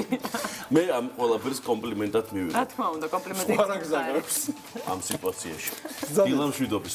Paris Saint-Germain-ს ოფიციალურად გერმანელი ტომას ტუხელი გაწვრთნის 44 წლის სპეციალისტმა ფრანგულ გრანტთან 2 წლიანი კონტრაქტი გააფორმა და განაცხადა, რომ ამ გადაწყვეტილებით ძალიან ბედნიერია. დორტმუნდის ბორუსიას ყოფილმა თავკაცმა ჩაანაცვლა უნაი ემერი ბასკი, რომელიც საფრანგეთში მუშაობის დროს ყველაფერი მოიგო Paris Saint-Germain-თან ერთად, თუმცა ჩემპიონთა ლიგაზე არც არაფერი გამოუვიდა, რის გამოც ემერიმ კლუბი დატოვა. მედიაში წერენ, რომ ტუხელს პირველ რიგში უსმან დემბელეს გადაბირება სურს, ვინც ამ დროისთვის ბარსელონაშია, თუმცა ვერ ბრწყინავს. ტუხელის და დემბელეს გზები ბორუსიაში ერთხელ უკვე გადაიკვეთა. ფრანგული პრესა იმასაც წერს, რომ გერმანელმა საბოლოო გადაწყვეტილებამდე ნეიმართან ითათბირა. სხვათაშორის მანამდე ამბობდნენ, რომ ტუხელი ჯერ არსენალში წავაო, ხოლო შემდეგ მიუხენის ბაიერნშიო, თუმცა აი რისთვის ემზადებოდა მართლა ძალიან ნიჭიერი სპეციალისტი. ნახოთ Paris Saint-Germain-ი ჩემი აზრით წელს მარტო იმიტომ რომ ტუხელი შეუერთდა ამ გუნდს, გაცილებით უფრო ძლიერი გუნდი იქნება. ტუხელის მსგავსად 2 წლიანი კონტრაქტი მიიღო რობერტო მანჩინიმაც, რომელსაც ნდობა იტალიის ფეხბურთის ფედერაციამ გამოუცხადა და ეროვნული ნაკრების მთავარი მწვრთნელის პოსტი ანდომ. მანჩინიმ ახალი თანამდებობის გამო რუსულ ზენიტთან მოქმედი კონტრაქტი შეწყვიტა. ამ გარიგების ფინანსური დეტალები ჯერ არ ხმაურდება. ისე კი 53 წლის სპეციალისტის მუშაობა რუსეთში წარმატებულად ვერ შეფასდება. ზენიტი სეზონის დასრულებამდე ერთი ტურით ადრე მხოლოდ მეხუთეა. ამბობენ, რომ მანჩინი ნაკრებში პირველ რიგში ბალოტელის დააბრუნებს, ვისთან ერთადაც ჯერ ინტერში, შემდეგ კი სიტიში მუშაობდა, თან ჩხუბობდა და თან, რა ვიცი, მათი და ამ ორი ადამიანის ერთმანეთში დამოკიდებულება და ურთიერთობის ფორმები ყოველთვის განჯის საგანი იყო, ასე რომ შოუ ალბათ იტალიაშიც დაბრუნდება. ძალიან დიდი სიმპათიები მაქვს მე ამ სპეციალისტის მიმართ, ჯერ კიდევ ფეხბურთელი როცა იყო, სამპდორიაში თამაშობდა და მე როგორც თვლელი Manchester City-ს აღზევებას მე უკავშირებ რობერტო მანჩინის მოღვაწეობას. არაბულ ინვესტიციას არა აქვს? მაშინ სად იყო არაბული ინვესტიცია მანჩინი როცა იყო? არ იყო ასეთი ფინანსურად ასეთი ძლიერი.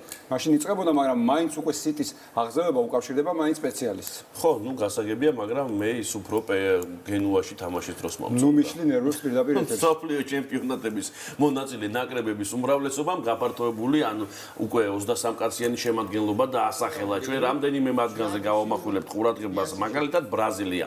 მუნდიალის 5 გზის გამარჯვებულის მთავარ მამწვრთნელმა ტიტემ ნეიმარი განაცხადში შეიყვანა და იმედიც გამოთქვა, რომ PSG-ს ვარსკვლავი რუსეთში თამაშს შეძლებს. სიაში არ არის დანი ალვეში, რომელმაც სეზონის ბოლოს ტრავმა მიიღო. 23 კაცს შორის სულ 3 მოთამაშეა, ვინც ბრაზილიის ჩემპიონატს წარმოადგენს. ჟერომელი, კასიო და ფაგნერი. ტურნირის ერთ-ერთი მთავარი ფავორიტი 21 მაისს რიოში შეიკრიბება. შემდეგ იმ ითამაშებს ორ ამხანაგურ შეხვედრას, 17 ივნისს კი უკვე შვეიცარიას დაუპირისპირდება, შემდეგ უკვე კოსტა-რიკა და სერბეთია. გადაშორის ძალიან საინტერესო რჩევა მისცა რომარიომ გაბრიელ ჟესუს, მსოფლიოს ჩემპიონმა, ძალიან დიდმა ფეხბურთელმა, ახალგაზრდა ფორვარდს სრულ სერიოზულობით ვამბობ, თუ წავიკითხე ჩემი თვალით, ურჩია რომ რაც შეიძლება ხშირად დაკავდეს თავისუფალ დროს მუნდიალის მომზადების პერიოდში სექსით, რადგანაც გონება მხოლოდ და მხოლოდ ფეხბურთზე იყოს კონცენტრირებული და არ დაუჯერო არავის, ვინც ამ ფაქტის საპირისპიროს მტკიცებას დაგიწყებსო. ნახოთ. ვინმე უმტკიცებს საპირისპიროს? ხო, ნუ არის მოსაზრებები, რომ ეს პირიქით საზიანოა ფეხბურთისთვის. გაფართოებული შემადგენლობა დაასახელა მექსიკის ნაკრების მთავარ მამწვრთნელმა ხუაკინ კარლოს ოსორიომას, თუმცა აქ მთავარი ის არის, რომ სიაშია ლეგენდარული მცველი რაფაელ მარკესი 39 წლის მექსიკელმა საკლუბო კარიერის დასრულების შესახებ ოფიციალურად განაცხადა. იმ შემთხვევაში, თუ ის საბოლოო შემადგენლობაში მოხვდება, ფეხბურთიდან მსოფლიო ჩემპიონატის დასრულების შემდეგ წავა. ამ დროისთვის ოსორიო 28 ფეხბურთელს უხმო, რომელთაგანაც რუსეთში 23 გაემგზავრება. სხვათა შორის თუ წავა მარკესი მსოფლიოზე, ეს მისთვის მეხუთე მსოფლიო ჩემპიონატი იქნება და სულ რამდენიმე მოთამაშეს ხვდა ეს პატივი, რომ 5 მუნდიალზე გამოსული მექსიკელი მეკარე კარბახალი, ერთი არის ლოთარ მატეუსი. გაიმეორებს, კი ბატონო. კი, მე-6-ზე ალბათ ვეღარ წავა. არა, 6 მუნდიალი ნამეტანია ვახო. რომის მასტერსის პირველ წრეში ყოფილმა პირველმა ჩოგანმა ნოვაკ ჯოკოვიჩმა, რომელიც ამ დროისთვის მე-18-ია უკრაინელი ალექსანდრ დოლგოპოლოვთან 56 წუთში 6-1, 6-3 გაიმარჯვა და მეორე წრეში ნიკოლოზ ბასილაშვილსა და ფილიპო ბალდის შორის გამარჯვებულს დაუპირისპირდება. ორივე მათგანმა მასტერსზე გამოსვლის უფლება საკვალიფიკაციო ეტაპის მოგების შემდეგ მოიპოვა. ბასილაშვილი ამ დროისთვის 74-ია, ბალდი 370-ია. ეს შეხვედრა სწორედ დღეს ჩატარდება და ბოლოს აუცილებლად უნდა ვისაუბროთ ჰოკეის შესახებ. ნაციონალური ჰოკეის ასოციაციის დასავლეთ კონფერენციის ფინალში ვეგასელმა მეფეებმა არა რაინდებმა 3-1 მოუგეს ვაშინგტონს და სერიაში გაათანაბრეს ანგარიში. ერთ-ერთი ლიგის დებიუტანტმა თავიდანვე აქტიურად დაიწყო და პირველ პერიოდში 2-0-ით დაწინაურდა. მეორე პერიოდი 0-0 დასრულდა, მესამეში მეტოქეებმა თითო შაიბა გაცვალეს. გამორჩეულად წარმატებული შეხვედრა ჩაატარა ვეგასელმა ჯონათან მარჩესომ, რომელმაც დუბლი მიითვალა. რაც შეეხება აღმოსავლეთს, აქ ვაშინგტონი ტამპა ბეის სერიაში ვაშინგტონელები 2-0-ს იგებენ და ჩემი აზრით ვაშინგტონი გავა ფინალში, აი რაც შეეხება ვეგას, ოთ არის მოსაზრება მნიშვნელოვანი. ძალიან რთულია, ოთ არის მოსაზრება შეიძლება მნიშვნელოვანი იყოს, მაგრამ აქ პროგნოზის გაკეთება არის, იმიტომ რომ ძალიან თანაბარი ძალის გუნდებია ვინიპეგიც და ვეგასიც და სურათის გარეშე ვერ იტყვი. მე მაინც მგონია რომ მივცემ თავისუფლებას, რომ მე მგონი ვინიპეგი გავა. ნუ გამოცდილების ხარჯი ალბათ სანამ დავასრულებთ იმასაც გეტყვით რომ მოკლედ ჰიუსტონის მოუგო პირველი შეხვედრა გოლდენ სტეიტმა 119-106 და დასავლეთ კონფერენციაში ანგარიში გაიხსნა. ვსაუბრობთ NBA-ზე, ზაზაფაჩულია სამწუხაროდ ამ შეხვედრაშიც არ მიუღია მონაწილეობა. შენ არ გესმის და არ გესმის და ვითომ ჩვენც არ გვესმის და სანამ შემოვიდნენ სტუდიაში ჩვენ თვითონ გავიდეთ რეკლამაზე. ხო გავიდეთ. რეკლამის გაჩვენეთ. რატომ?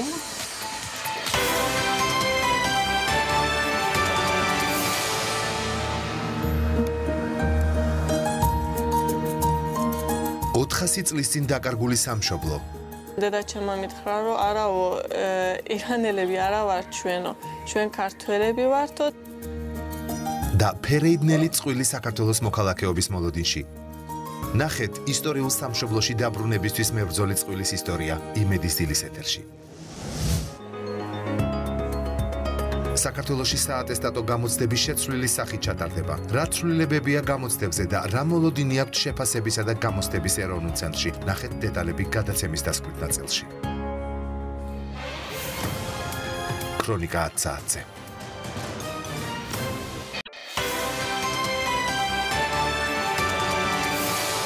თბილისის დროით 9 საათი და 32 წუთია. თქვენ უყურებთ იმედის დილას და ახლა ბიზნეს სიახლეების დროა.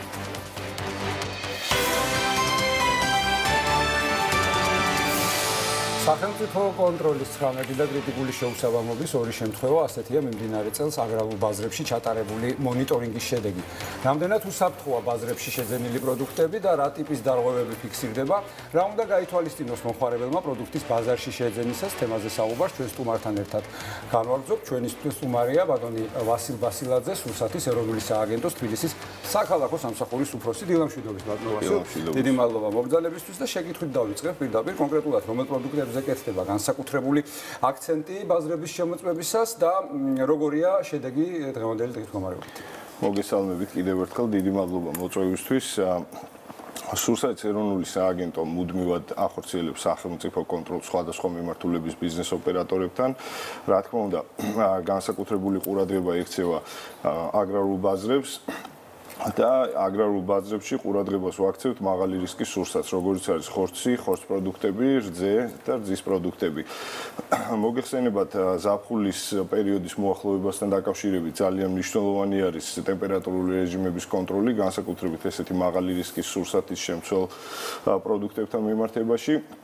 თბილისის მასშტაბით დღეის მონაცემებით შემოწმებული გვაქვს, უпростоრად განხორციელებული გვაქვს 19 სახელმწიფო კონტროლის ღონისძიება თბილისის აგრარულ ბაზრებში. აქედან მხოლოდ ორ შემთხვევაში გამოვლინდა კრიტიკული შეუსაბამობა, დანარჩენ შემთხვევაში ბიზნეს ოპერატორებს განემარტათ და მიეცათ რეკომენდაციები სამომავლოდ თუ როგორ უნდა გამოასწორონ და როგორ უნდა დაიცვან ის წესები, რაც აგრარული ბაზრების შემთხვევაში უნდა იყოს გათვალისწინებული. საგანგაშო სიტუაცია თუ გამოვლინდა რომელიმე ბაზარში?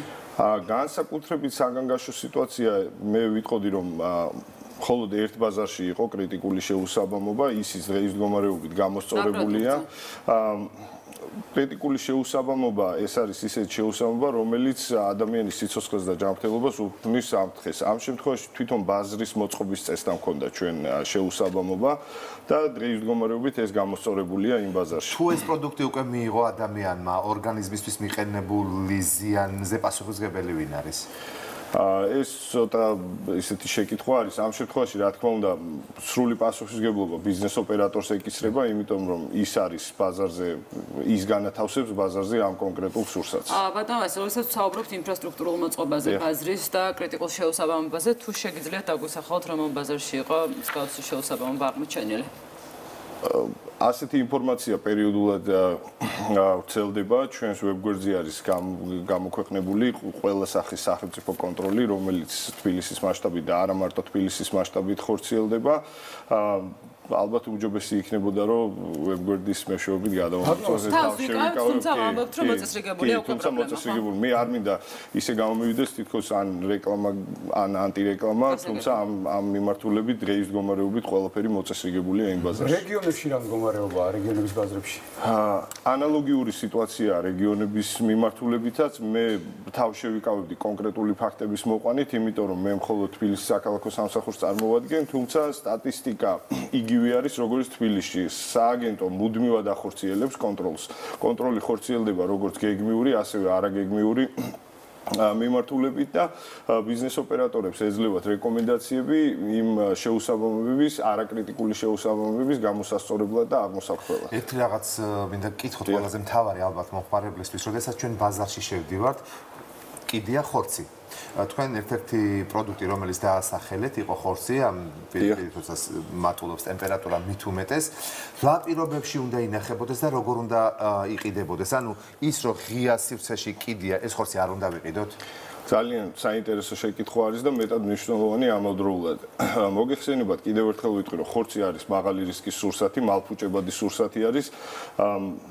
ერთი შეხედვით და ერთის თქმით ხორცი უნდა იყოს განთავსებული სამაცივრე განყოფილებაში, რადგანაც იყოს დასული მისი ტემპერატურული მდგომარეობა და ტემპერატურული რეჟიმი. თუ ბიზნეს ოპერატორი წარმოადგენს ისეთ გარემოცვას, ანუ ისეთ ფართს, სადაც დაცული არის ტემპერატურული რეჟიმი, რა თქმა უნდა, შეიძლება იყოს ჩამოკიდებული, თუმცა ამ შემთხვევაში მაინც უნდა იყოს გაზომილი იმისი ტემპერატურა, რომ არ აღემატებოდეს იმ დაშვებულ ზღვრულ ნორმებს. მაგრამ იდეალურ შემთხვევაში, რა თქმა უნდა, ხორცი უნდა იყოს განთავსებული სამაცივრე განყოფილებაში.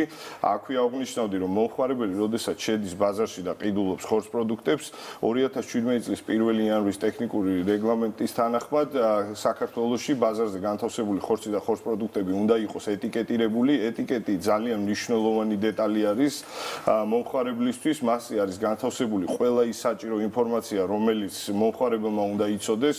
ხორცის შემთხვევაში დაკლის ადგილი, დრო, შენახვის პირობები, შენახვის ვადები და ასე შემდეგ. ასე რომ მე ვისარგებლებ თქვენი ეთერის საშუალებით და მომხმარებელს ვეთქვი, რომ აუცილებლად ყურადღება მიაქციოს ეტიკეტირებას. ხორცი ხშირად არ გვხვდება ხოლმე, ხო, ესეთი როგორცაც საუბრობს.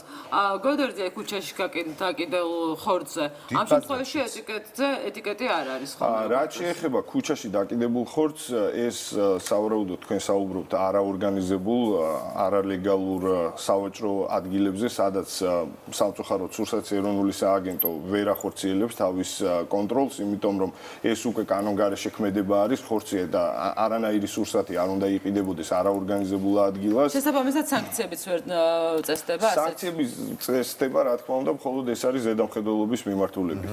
ბატონო, როგორია სახელმწიფო კონტროლის მექანიზმი და ბაზრის შემოწმება რა ეტაპებს მოიცავს? სახელმწიფო კონტროლი ხორციელდება როგორც გეგმიურად, ასევე არაგეგმიურად. გეგმიურად წელიწადში ორჯერ ვახორციელებთ სახელმწიფო კონტროლს აგრარულ ბაზრებში, ხდება შემოწმება როგორც ინფრასტრუქტურის, ასევე იქ განთავსებული სურსათის, იმ კონკრეტულ მომენტში იქ განთავსებული სურსათის კეთილსაიმედობაზე, მიკვლევადობაზე, წარმომავლობაზე, შენახვის პირობებზე და ასე შემდეგ. არაგეგმიურის შემთხვევაში ეს შეიძლება განხორციელდეს მაგალითად მოქალაქის ან მომხმარებლის შეტყობინების საფუძველზე. ჩვენი ცხელი ხაზი სულ ჩართული არის 1501 არის ნომერი, შევახსენებ მაყურებელს და მომხმარებელს. ყველა შემოსული ზარი არის რეაგირება, ყველა შემოსულ ზარზე ხორციელდება რეაგირება, არც ერთი ზარი არ დარჩენილა რეაგირების გარეშე. თუ მაგალითად მომხმარებელი რაიმე დარღვევას აღმოაჩენს ან შენიშნავს, აუცილებლად უსწავლო დარეკოს 15:01-ზე და ჩვენი მხრიდან იქნება უყურადღებოდ არ იქნება. ეტიკეტები ახსენეთ თქვენ და არის კიდევ ერთი პროდუქტი, რომელშიც თითქოს წესები დაცულია და დევს ეტიკეტიან პარკებში, ეს არის სუნელებზე ვსაუბრობ. როდესაც საერთოდ დიდი მოცულობის პარკში, რომელსაც ეტიკეტი აქვს, გიხსნიან და გაძლევენ რამდენიც გნებავთ, თორსად მომხმარებელს უნდა. რამდენად არის ასეთ დროს დაცული სტანდარტი? როგორ უნდა ვაკონტროლოთ თუ მას ეტიკეტი აქვს, მაგრამ გახსნილია დილით, იყიდება იქედან პროდუქტი, მაგრამ მეორე დღეს შესაძლოა ღამით ისევ თავიდან კონდეს ჩაყრილი ის, რაც შემოწმებული არ არის კონკრეტული უწყებების მიერ. თქვენ სავარაუდოდ სუნელ-სანელებლებზე საუბრობთ. სუნელ-სანელებლების შემთხვევაში მიღებულია დროებითი ზომები, გამკაცრებული ზომები, ეს იმას ნიშნავს, რომ დღევანდელი მდგომარეობით სუნელ-სანელებლები არ უნდა იყიდებოდეს არადაფასოებული სახით, ანუ უნდა იყოს დაფასოებული მწარმოებლის მიერ და ეტიკეტირებული. მხოლოდ ამ შემთხვევაში შეიძლება ბაზარზე განთავსდეს სუნელ-სანელებლები და გაიყიდოს ეტიკეტირებული და დაფასოებული სახით. რაც შეეხება, არის მხოლოდ ერთი გამონაკლისი, როდესაც მომხმარებლის თვალწინ ხდება მისი დაფქვა. და ისე ამ სახით მიწოდება მომხმარებლის. შესაბამისად ხედავს მომხმარებელი რა შესაბამისად ხედავს კი თუ რა სახის რასყიდულობს. ძალიან დიდი მადლობა. ჩვენი სტუმარი იყო სურსათის ეროვნული სააგენტოს თბილისის საქალაქო სამსახურის უფროსი ვასილ ბასილაძე და მე მიხარია ძალიან რომ სურსათის ეროვნულ სააგენტოს აქვს ცხელი ხაზი 1501 არის ტელეფონის ნომერი რომელზეც შეგიძლიათ დარეკოთ და რაიმე გადაცდომების ან დარღვევების აღმოჩენის შემთხვევაში პირადად აცნობოთ სურსათის ეროვნულ სააგენტოს და როგორც ბატონმა ვასილმა გითხრა აუცილებლად მოხდება თქვენს ზარზე რეაგირება. დიდი მადლობა კიდევ ერთხელ, ასეთი იყო ბიზნეს სიახლეები დღეისთვის.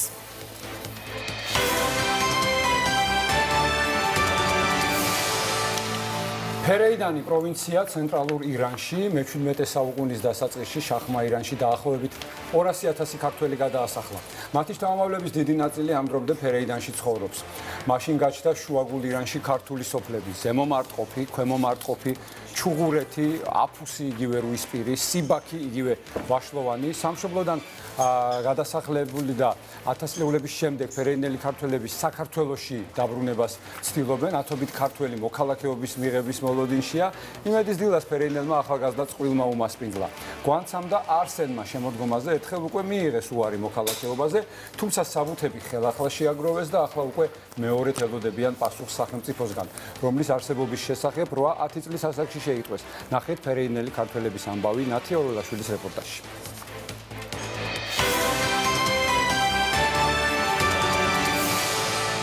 მოსენ ლაჩინიანი ირანში და აქ არსენ ლაჩინაშვილი.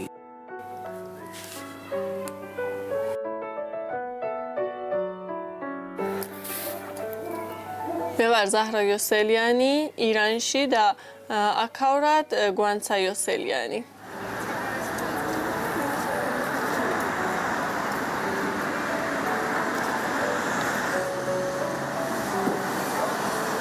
ფერეიდანში სისარტყელას ცისკიბეს ეძახიან. ბავშვი რო ვიყავ მჯეროდა რომ თუ ცისარტყელას ძირიდან გაվել წავალ საქართველოში და ვერასოდეს ვერავქენისი რომ გავიდები. ფერეიდანში ბავშვი პატარა ბავშვი რო ტირის ეტყიან რომ შენ რო ტირიო საქართველოში შენი ხმას გავიგებენო და შეწუხდებიან რომ რატომ ფერეიდნელ ქართველი ტირისო. 7-8 წლის ვიყავ რომ დედაჩემმა მითხრა რომ არაო ირანელები არა ვარ ჩვენო ჩვენ ქართველები ვართო და მომიყივა რაღაცები რომ გავლილი იყო იმ ისტორიაში და ფერეიდანში როგორ მოელით ჯახში მარტო ქართულად ვლაპარაკობდი და არა პარსულად არ ვლაპარაკობდი რომ წავედით სკოლაში იქ ქართულ სკოლა ხო არ იყო და ყველა პარსულ სკოლა იყო იქ პარსული ვისწავლეთ.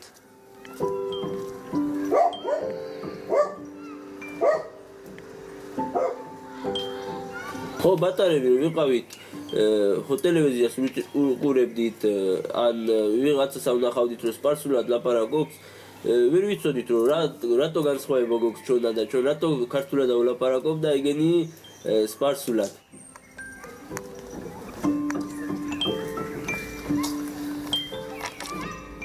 რომ შემოვედი საზღვარში და საზღვარსაღი რომ გადმოვედი და ნახეს საქართველოს ძალიან მომეწონა.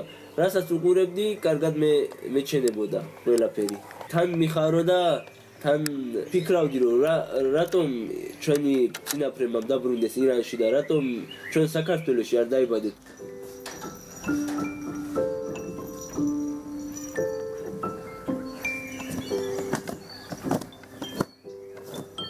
დაბადების დროსთან ვერ ვიცხოვრე საქართველოში, მაგრამ მინდა რომ ჩემი შვილმა აქ გაჩნდეს და აქ იცხოვროს, აქ გაეზარდოს.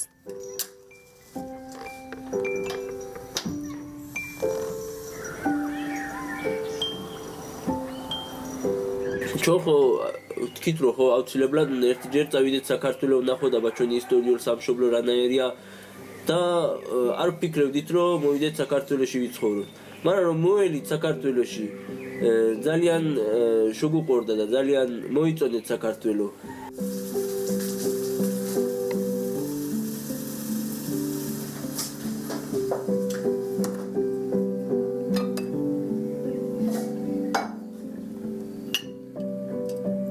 ერთი სიმღერა ძალიან მიყვარს ქართულ სიმღერა, ისიც სულიკოა.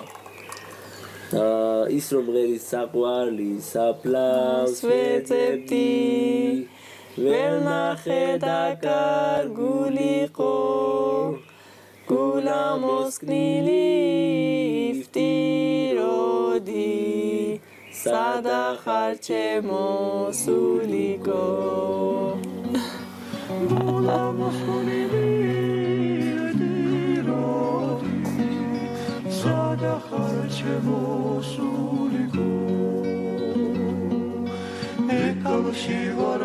ძალიან გუყვარს აქაურობა, ყველაფერი, ბუნება, აქაურ ხალხი, ჩვენი ოცნებაა რომ აქ ვიცხოვროთ.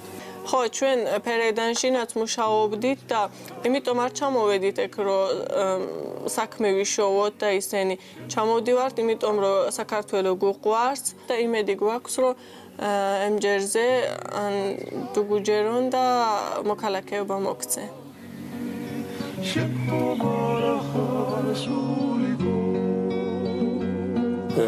რა თქმა უნდა, აუცილებლად კიდევ შაიტანავთ საბუთებს და კიდევ ვეცადებით, რომ მიიღოთ მოქალაქეობა.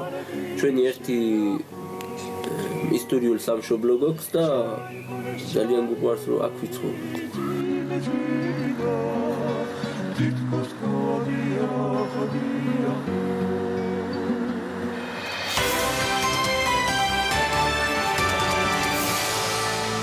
მაისიდან საქართველოს სკოლებში გამოსაშვები გამოცდები იწყება. წელს სკოლის დამამთავრებელი გამოცდები შეცვლილი ფორმატით ტარდება. ცვლილების მიხედვით იმისთვის, რომ მოსწავლემ ზღვარი გადალახოს, დაახლოებით 15 მარტივ კითხვას უნდა გასცეს პასუხი. უფრო ფრთხილად ამის შესახებ ჩვენი სტუმარი ისაუბრებს შეფასებისა და გამოცდების ეროვნული ცენტრის ზოგადი უნარების ჯგუფის ხელმძღვანელი სოფო დოლიძე არის ჩვენი სტუმარი. მოგესალმებით და თუ სწორედ მახსოვს ქალბატონო სოფო, ეს ის ცვლილებებია, რომელსაც ძალიან აპროტესტებდნენ მოსწავლეები და ამბობდნენ, რომ ყოველ წელს რაღაცა ცვლილებები არ რთული იქნება. ჩვენ ყავდა სტუმრად ქალბატონი მაიამი მინაშვილიც, რომელსაც ახსნა, რომ ეს ასე არ იქნებოდა. საბოლოო ჯამში შედეგი მივიღეთ 15 მარტივი კითხვა. მართლა ასე არის, მარტივი არის ეს კითხვები და რას მოიცავს? მოგახსენებთ, ეს წლიდან წლამდე ეს არ არის მთავარი ცვლილება, რომ 15 მარტივი კითხვა, მთავარი ცვლილება ის გახლავთ, რომ აბიტურიენტებს, უბრალოდ მოსწავლეებს, რომ საატესტატო გამოცდებს აბარებენ, აღარ ეკნებათ დემონსტრირებული კონკრეტულად რამდენი ქულა დააგროვეს, არამედ მათ უბრალოდ ეცოდინებათ გადალახეს თუ არა ბარიერი და ბარიერის გადასალახავთ სწორედ ეს 15 მარტივი კითხვა არის მარტივი კითხვაზე გადაპასუხოს არ გამოჩნდება ქულების ჯამი? ქულების რაოდენობა აღარ გამოჩნდება, წინა წლებში ჩნდებოდა, წელს სიახლე სწორედ ეს გვაქვს, რომ ქულა აღარ გამოჩნდება, ამას აქვს თავისი ძალიან და რა მნიშვნელობა აქვს აი ამას, რომ არ გამოჩნდება ეს ქულები, რა დატვირთვა? მოგახსენებთ, ზოგადად არსებობს გამოცდები ორი ტიპის, ერთი არის სასელექციო, რაც ჩვენ უნდა ამოვარჩიოთ არსებული პოპულაციიდან საუკეთესო სტუდენტები, რომ იქნებიან ისეთი აბიტურიენტები და მეორე გამოცდა ეს არის საატესტატო გამოცდები, რომლებიც კრიტერიუმზე ორიენტირებული, ეგრეთ წოდებული კრიტერიუმზე ორიენტირებული, სტანდარტზე ორიენტირებული გამოცდა, არსებობს სტანდარტი, რა უნდა იცოდეს მოსწავლე, რომელიც მე-12 კლასს ამთავრებს და აი ამ სტანდარტს ვინც აკმაყოფილებს,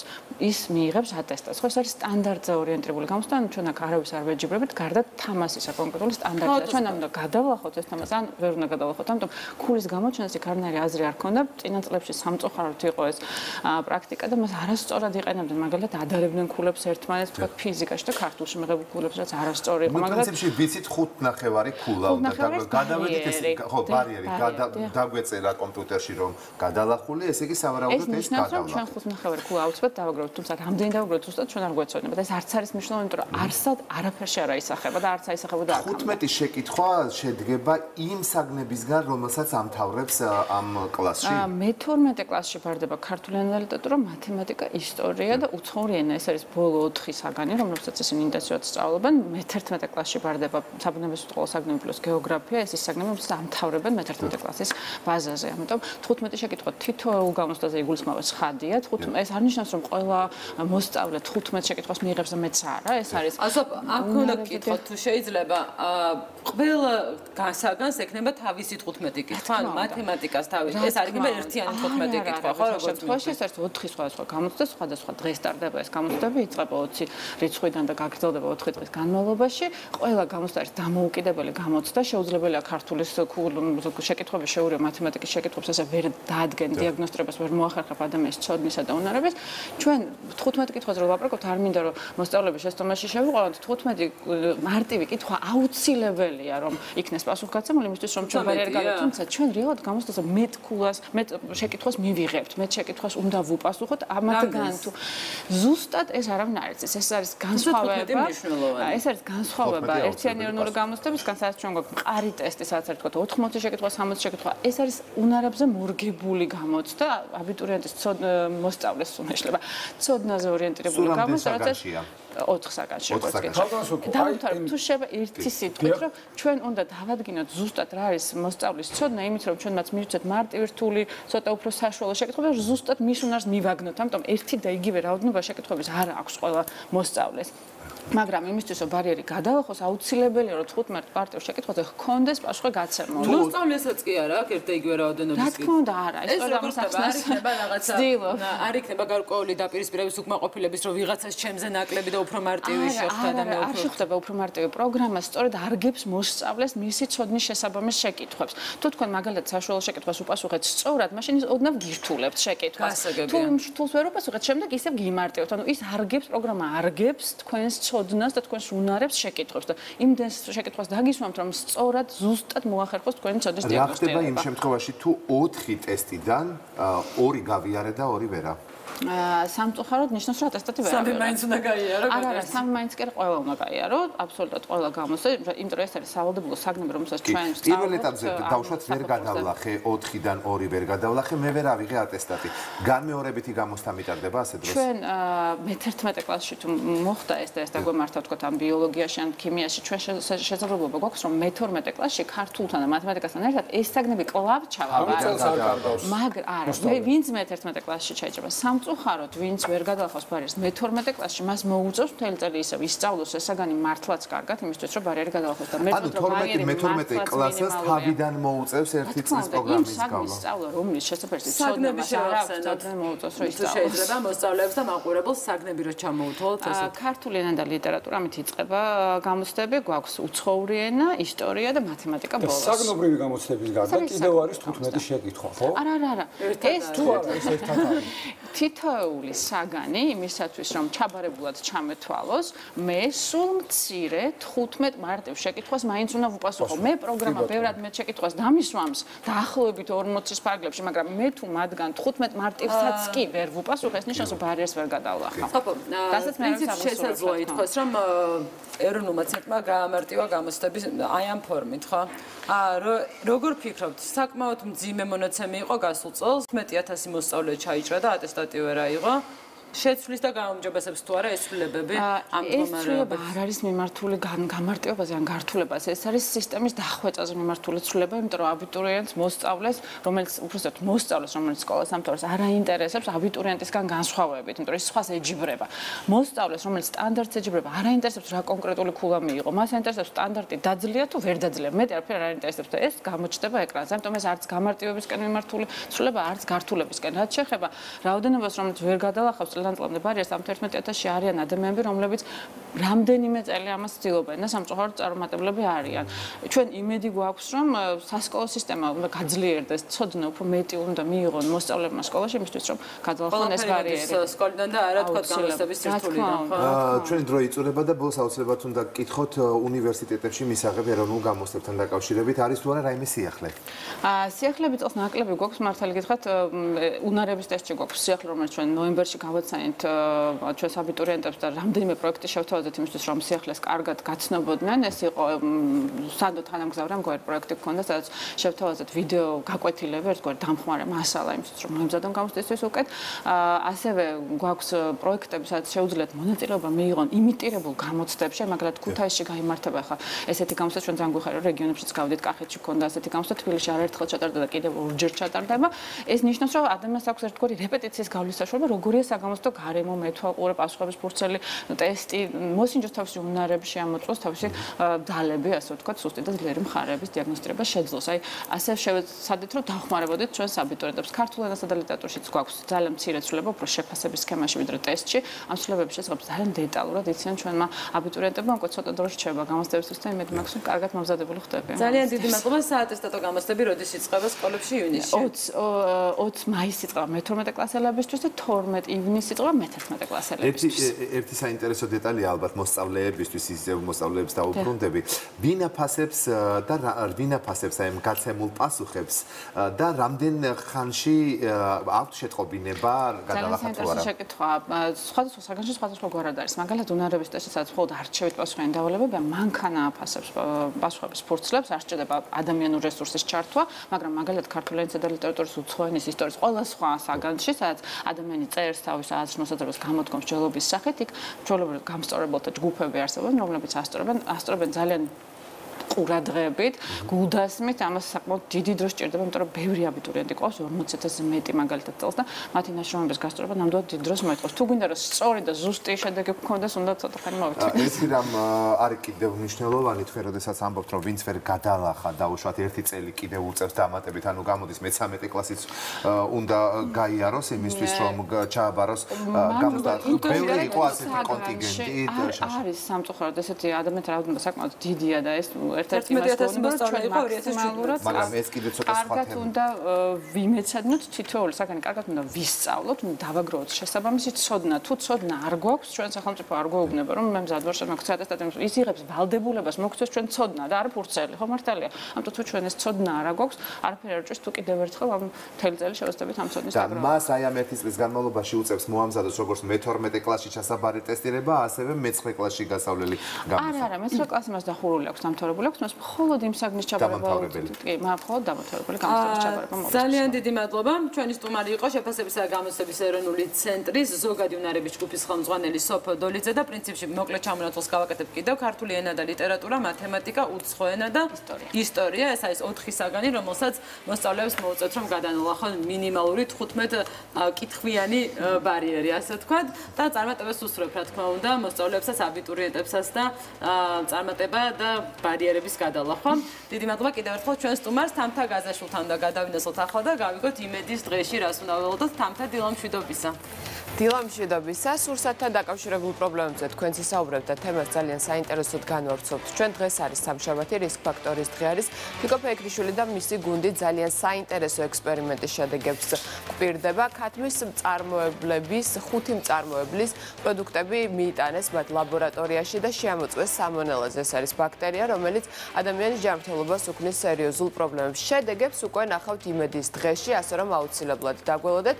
ამას გარდა იქნება სხვა თემები, მათ შორის თოჯინების მუზეუმი აღარ არსებობს უკვე 10 წელია, მიუხედავად 80 წლიანი ისტორიისა, თუმცა მუზეუმების გაერთიანება ისინი ერთ სივრცეში შეკრება ყველა ექსპონატი და საინტერესო სივრცეს დაგათვალიერებინებთ მარიამ ჯანელიძე, ნანიკო გვაგვეცნობს თავისი გუნდის წევრებს და მოკლედ მრავალფეროვანი და საინტერესო იმედის დღე გელოდებათ, ასე რომ დაგველოდეთ პირველის ნახევრიდან ვართ პირდაპირ ეთერში. მრავალფეროვანი საინტერესოა, თამთა დარწმუნებულია, რომ ძალიან ემოციური, იმიტომ რომ ვინც გუშინ არ გამოტოვა და ნახა X ფაქტორის ეპიზოდი, მივდიოდი, მივხვდებოდა, რომ ნანიკო იმდენად ემოციათ არის უკვე განწყობილი თავისი გუნდის წევრების მიმართ, რომ შესაბამისად ასეთივე იმედის დღე ელოდება დღეს მაყურებელსაც. პრინციპში იმედის დილა კი ასეთი იყო, დღევანდელი იმედის დილა, გოდერძი შარაში ავთარდაშვილი გემშვიდობებით, დროებით, მადლობთ რომ გიყურეთ, გიტოვებთ ლუცას და ქრონიკას. მადლობთ რომ გიყურეთ. 10 საათი შესრულდა ჩვენს ეთერში ქრონიკის დროა.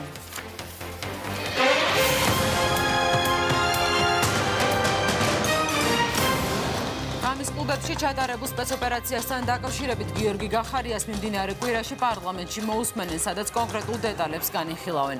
პარლამენტის თავმჯდომარის განცხადებით ოპერაციის ფორმასა და მიზეზებზე შინაგან საქმეთა მინისტრისგან წინასწარი ინფორმაცია აქვს, თუმცა შეხვედრამდე გუნდი ერთიან პოზიციას ვერ ჩამოაყალიბებს. რაც შეეხება სპეცოპერაციის შემდგომ განვითარებულ მოვლენებს, პრემიერ-მინისტრის შეფასებით საპროტესტო აქციებზე დაპირისპირება სწორედ მთავრობის კოორდინირებული მუშაობის შედეგად იქნა აცილებული. რაც ხელისუფლების ადამიანური ბუნების დადასტურება იყო. გიორგი კვირიკაშვილმა ყურადღება გაამახვილა სამართალდამცველების მუშაობასა და მათ მიმართ აქციის მონაწილეების დამოკიდებულებაზეც. ჩვენს ხელისუფლებასა და ჩვენს მოსახლეობას შორის კედელი არ არსებობს.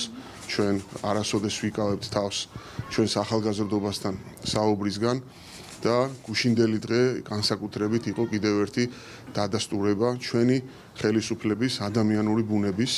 ძალიან მნიშვნელოვანია ითქვას, რომ ჩვენ ქუჩებში ვიხილეთ გუშინ და გუშინწინ სამართალდამცავები, პოლიცია, რომელიც ყველაფერს აკეთებდა იმისათვის, რომ ჩვენი მოქალაქეების უსაფრთხოება დაეცვა, რომლებიც ემსახურებოდნენ საქართველოს და არა ერთ რომელიმე პოლიტიკურ ძალას და მის ინტერესს. მოსახლეობამ, რომელიც ქუჩაში იდგა, მათმა უდიდესმა ნაწილმა მისცა საშუალება სამართალდამცავებს, რომ მათ აღესრულებინათ საკუთარი ფუნქცია, ესეც ძალიან მნიშვნელოვანია. გვრის ბოლომდე შედგება საპარლამენტო ფორმატში შეხვედრა შინაგან საქმეთა მინისტრის მონაწილეობით და იქ განვიხილავთ დეტალებს. ჩვენ გვქონდა ბუნებრივია შეხვედრა შინაგან საქმეთა მინისტრთან და მან განმარტა მიზეზები ამ სპეცოპერაციის, კონკრეტულად ფორმის, ასე ვთქვათ, შერჩევის მიზეზები და ამ შემდეგ, თუმცა ვიდრე დეტალებს არ განვიხილავთ, მანამდე ბუნებრივია საბოლოო პოზიციას ჩვენ ვერ ჩამოვიყალიბებთ. ნარკოპოლიტიკის შესახებ ახალ კანონპროექტს პარლამენტი ივნისის ბოლომდე მიიღებს. მმართველი გუნდის წევრების განცხადებით, მიუხედავად უმრავლესობაში ასპთა სხვადასხვაობისა, პოზიციების შეჯერება შესაძლებელია. პროექტი სავარაუდოდ უახლოეს ორ კვირაში მომზადდება. ხელისუფლების წარმომადგენლების შეფასებით, კანონში შესატანილი ცვლილებები გაითვალისწინებს ერთის მხრივ მნიშვნელოვან ლიბერალიზაციას და უფრო ჰუმანურ დამოკიდებულებას მომხმარებლების მიმართ, მეორეს მხრივ კი ძალიან მკაცრ მიდგომას ნარკორეალიზატორებსა და ნარკოტრაფიკთან დაკავშირებით. რაც შეეხება მარიხუანას შესაძლო ლეგალიზებას, ხელისუფლების წევრები პოზიციის გამოხატვისგან ჯერჯერობით თავს იკავებენ.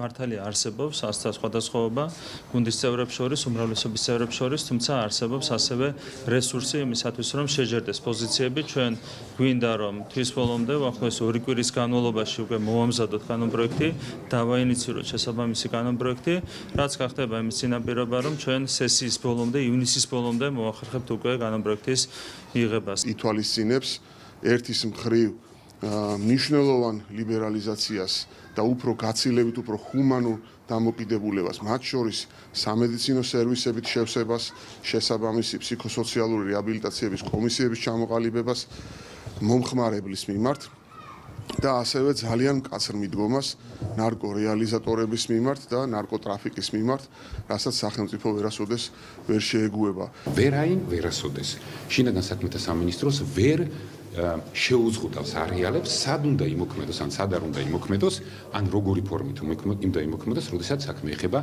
ნარკორეალიზაციას. რაც შეეხება სხვა ყველაფერს, მოხმარების ნაწილს, იქ ჩვენ უკვე გაკეთებული გვაქვს ბევრი სერიოზული ნაბიჯი, აქ ჰუმანურობის ხარისხის გაზრდის მიმართულებით. სხვადასხვა და ეს ის თქო ფორმატია, რომლებიც არის იუსტიცია მინისტროში, რომელსაც ბევრი მუშაობთ, ხო? რა დონეზე შევძლებთ შორს გასვლად? ეს არის იმ შეთანხმებების საფუძველი, რომელზეც ამ მოლაპარაკების პერიოდში იქნება. მიმაჩნია, რომ ნარკოპოლიტიკა უნდა იყოს უფრო ჰუმანური მომხმარებლების მიმართ. რას მიმართულებითაც უკვე გადადგმულია, ჩვენ ვივიწყებთ იმ ფაქტს, რომ პარლამენტში დევს კანონპროექტი. სპეცოპერაციისას ნარკოტიკების რეალიზაციის ბრალდებით დაკავებულების ადვოკატების საქალაქო სასამართლოს გადაწყვეტილებას სააპელაციოში სავარაუდოდ დღეს გაასაჩივრებენ. ბრალდებულთა უფლებადამცველებს მიაჩნიათ, რომ მათი დაცვის ქვეშ მყოფთათვის აღკვეთის ღონისძიების სახით პატიმრობის შეფარდება არასწორია. დაცვის მხარის განცხადებით მოსამართლემ გადაწყვეტილების მიღების მიზეზი ვერ დაასაბუთა. ადვოკატები სუსტს უწოდებენ პროკურატურის მტკიცებულებებსაც და იმედოვნებენ, რომ მათ მოთხოვნა სააპელაციო სასამართლო დააკმაყოფილებს. ერთ-ერთი მტკიცებულება ვერ დაასაბუთა ბრალდების მხარემ თუ რატომ იყო აღკვეთი ღონისძიების შეფარდება, პატიმრობა, გამოყენება ჩემი დაცვის ქვეშ ყოფისთვის და სასამართლომ მართალია შეუფარდა პატიმრობა, მაგრამ განმარტება გააკეთა იმასთან დაკავშირებით, რომ საქმეში ნამდვილად მტკიცებულებების მხრივ არის სუსტი. სასამართლო პროცესმა კიდევ ერთხელ დაგვარწმუნა, რომ ბრალდების მხარეს არ აქვს ის მტკიცებულებები, რომელიც საფუძვლად დაედოდა ეგრეთ წოდებული აჟიოტაჟი ატეხა საზოგადოებაში, მით უმეტეს ეს მტკიცებულებები არ იყო მყარი იმისათვის, რომ აღკვეთის ღონისძიების სახით პატიმრობა ყოფილიყო შეფარდებული. აქედან გამომდინარე, გვაქვს მყარი საფუძველი იმის, რომ ფაქტიურად გათვალისწინებული იქნება ჩვენი მოთხოვნა. ჯანსაღი ცხოვრების წესის ხელშეწყობის სამოქმედო გეგმის შემუშავების საკითხზე მთავრობის ადმინისტრაციაში სამუშაო შეხვედრა გაიმართა. საქართველოს პრემიერ-მინისტრის გიორგი კვირიკაშვილის ინიციატივით მთავრობა ფართო ჩართულობით ქვეყანაში ჯანსაღი ცხოვრების წესის ხელშეწყობის სამოქმედო გეგმას შეიმუშავებს. ამ მიზნით მთავრობის ადმინისტრაციაში დღეს 14 საათზე საქართველოს პრემიერ-მინისტრთან სამუშაო შეხვედრა გაიმართება, რომელშიც აღმასრულებელი და საკანონმდებლო ხელისუფლების წევრები და თბილისის მერი კახა კალაძე მიიღებს მონაწილეობას.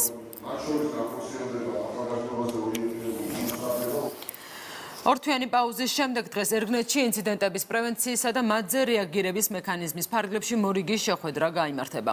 ბოლო შეხვედრა 1 მარტს შედგა, მთავარი თემა არჩილ ტატუნაშვილის გადმოსვენების საკითხი იყო. მოლაპარაკებების უშედეგობის გამო მაშინ ქართულმა მხარემ შეხვედრა პროტესტის ნიშნად დატოვა. დღეს ქართული მხარის ჯგუფს კახაბერ ქემოკილიზის ნაცვლად ირაკლი ანთაძე უხელმძღვანელებს. განხილვის საგანი ტატუნაშვილის საკითხის გარდა საქართველოს მოქალაქეთა უკანონო დაკავების ფაქტები და სოფელ ნიქოში ოკუპანტების მიერ გავლებული ხნულებიც იქნება. პარლამენტში დღეს საგარეო საქმეთა მინისტრს მოусმენენ მიხეილ ჯანელიძე დეპუტატების წინაშე ევროინტეგრაციისა და საგარეო საქმეთა კომიტეტების გაერთიანებულ სხდომაზე წარსგება. ის კანონმდებლებს სამინისტროში რეორგანიზაციის შედეგად შექმნილი ახალი სტრუქტურული ერთეულების საქმიანობაზე მიაწვდეს ინფორმაციას. ასევე წარადგენს ევროკავშირში ინტეგრაციის საგზაო რუკის კონცეფციას, რომელიც ცოტა ხნის წინ ევროკავშირში სახელმწიფო ინტეგრაციის კომისიამ დაამტკიცა.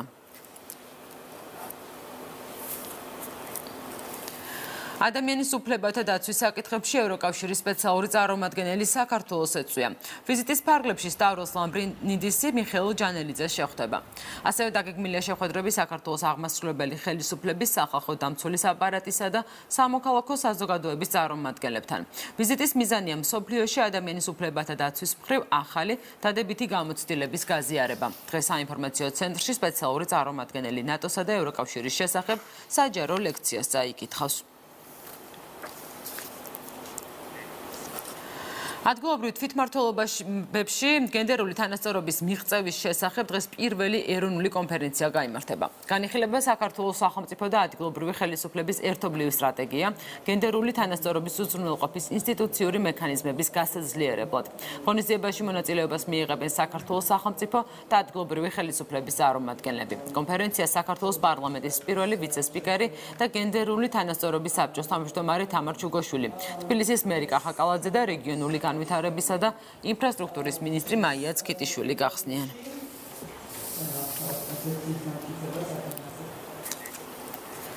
საქართველოს პარლამენტის იურიდიულ საკითხთა კომიტეტში დღეს ქალთა მოძრაობის პეტიციაზე იმსჯელებენ. დოკუმენტი ფემიციდის დასჯის საკითხს ეხება. ავტორები მიუთითებენ, რომ ფემიციდის აკრძალვის მიზნით სისხლის სამართლის კოდექსში აუცილებელია ცვლილებების შეტანა სპეციალური მუხლის სახით. პეტიციის ავტორების შეფასებით, ფემიციდისათვის სასჯელად უნდა განისაზღვროს თავისუფლების აღკვეთა 13-დან 20 წლამდე ვადით, სხვა დამამძიმებელი გარემოებების არსებობის შემთხვევაში კი უვადო თავისუფლების აღკვეთა. იურიდიულ საკითხთა კომიტეტის თავმჯდომარე ეკა ბესელია საკითხის შესწავლასა და ანალიზის აუცილებლობაზე საუბრობს. კომიტეტი დღევანდელ სხდომაზე კიდევ 6 საკითხს განიხილავს. უცხოეთის მნიშვნელოვანი სიახლეებით განვაგრძობთ გამოშვებას შეერთებული შტატების საელჩოს იერუსალიმში გადატანის გამო ღაზის სექტორში დაწყებული არეულობის მსხვერპლთა რაოდენობა იზრდება. დაღუპულია 55 ადამიანი, 2000-ზე მეტი კი დაშავდა. ღაზის სექტორში 35,000-მდე ადამიანია შეკრებილი. საპროტესტო აქციის მონაწილეები ამბობენ, რომ საკუთარ ტერიტორიას არავის დაუთმობენ. მათ გამაფრთხილებელ შეტყობინებებს უგზავნის ისრაელიც. როგორც აცხადებენ, საზღვრის გადალახვის უკანონო მცდელობას ნებისმიერ ფასად შეაჩერებენ.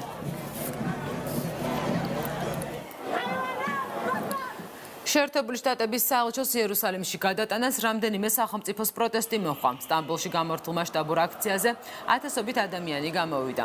ანტიამერიკული ლოზუნგების სკანდირების ფონზე მათ საელჩოს გადატანის გამო დაწყებული არეულობა პალესტინელების დაღუპვა გააპროტესტეს. ამერიკის საელჩოს თელ-ავივიდან იერუსალიმში გადატანა ოფიციალურმა ანკარამაც დაგმო. შესაბამისი განცხადება ქვეყნის საგარეო საქმეთა მინისტრმა გაავრცელა. შეერთებულმა შტატებმა შესაძლოა უნგრეთს უვიზო რეჟიმი გააუქმოს. მიზეზი უნგრულ პასპორტებთან დაკავშირებული თაღლითური სქემის გამოაშკარავება გახდა. გაირკვა, რომ 2011 წლის შემდეგ, როცა ქვეყნის ფარგლებს გარეთ მცხოვრები ეთნიკური უნგრელების პასპორტიზაცია გამარტივდა, დოკუმენტი მილიონამდე ადამიანმა აიღო. მათგან ბევრმა უნგრეთსა და შტატებს შორის უვიზო რეჟიმით ისარგებლა და ამერიკის ტერიტორიაზე მოხვდა. მათი გარკვეული ნაწილის მიგნება და ქვეყნიდან გაძევება ამ დრომდე ვერ ხერხდება. უნგრეთის საგარეო საქმეთა სამინისტრომ გამოძიების პირობა დადო, თუმცა ოფიციალური წყაროები ამ დრომდე არ ავრცელებენ ცნობას, რა სტადიაშია გამოძიება. თუ კი შტატები უნგრეთთან სავიზო რეჟიმის გაუქმებას გადაწყვეტს, ეს პირველი შემთხვევა იქნება, როცა მსგავსი ზომა ევროკავშირის წევრ სახელმწიფოს შეეხება.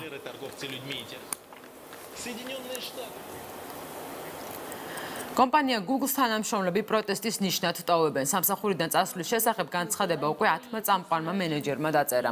მათი პროტესტის მიზეზი კომპანიისა და პენტაგონის თანამშრომლობა და პროექტი მავენი გახდა. პროექტის ფარგლებში Google ამერიკელი სამხედროებისთვის ხელოვნურ ინტელექტს ქმნის, რომელსაც უპილოტო საფრენი აპარატისგან მიღებული ვიდეო ინფორმაციის ანალიზი შეუძლია. კერძოდ, მან იცის, როგორ გაარჩიოს სწრაფად ადამიანების სხვა ობიექტებისგან. Google-ის უკვე ყოფილი თანამშრომლები ამბობენ, რომ უპილოტო აპარატებისგან მიღებული ინფორმაციის არასწორად გაანალიზება შესაძლოა სასიკვდილო საშიში აღმოჩნდეს და ეს არა ალგორითმების, არამედ ადამიანის საქმეა.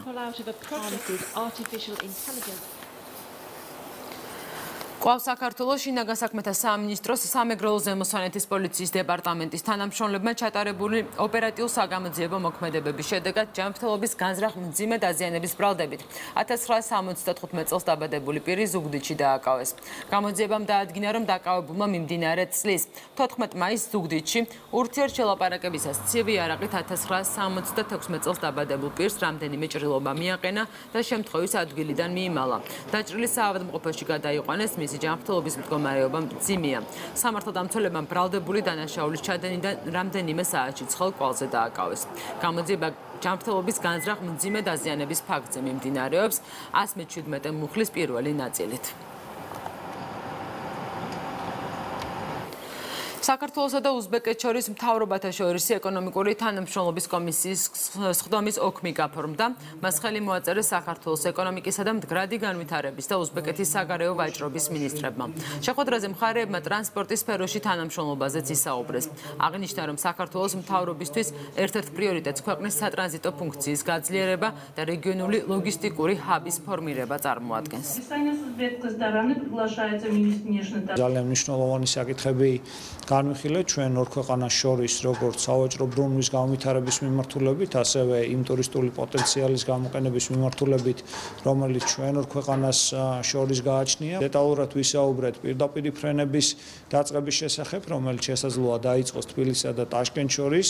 ვფიქრობთ, რომ აქ პოტენციალი საკმაოდ მაღალია და რაც რა თქმა უნდა დაეხმარება ჩვენი ტურიზმის განვითარებას.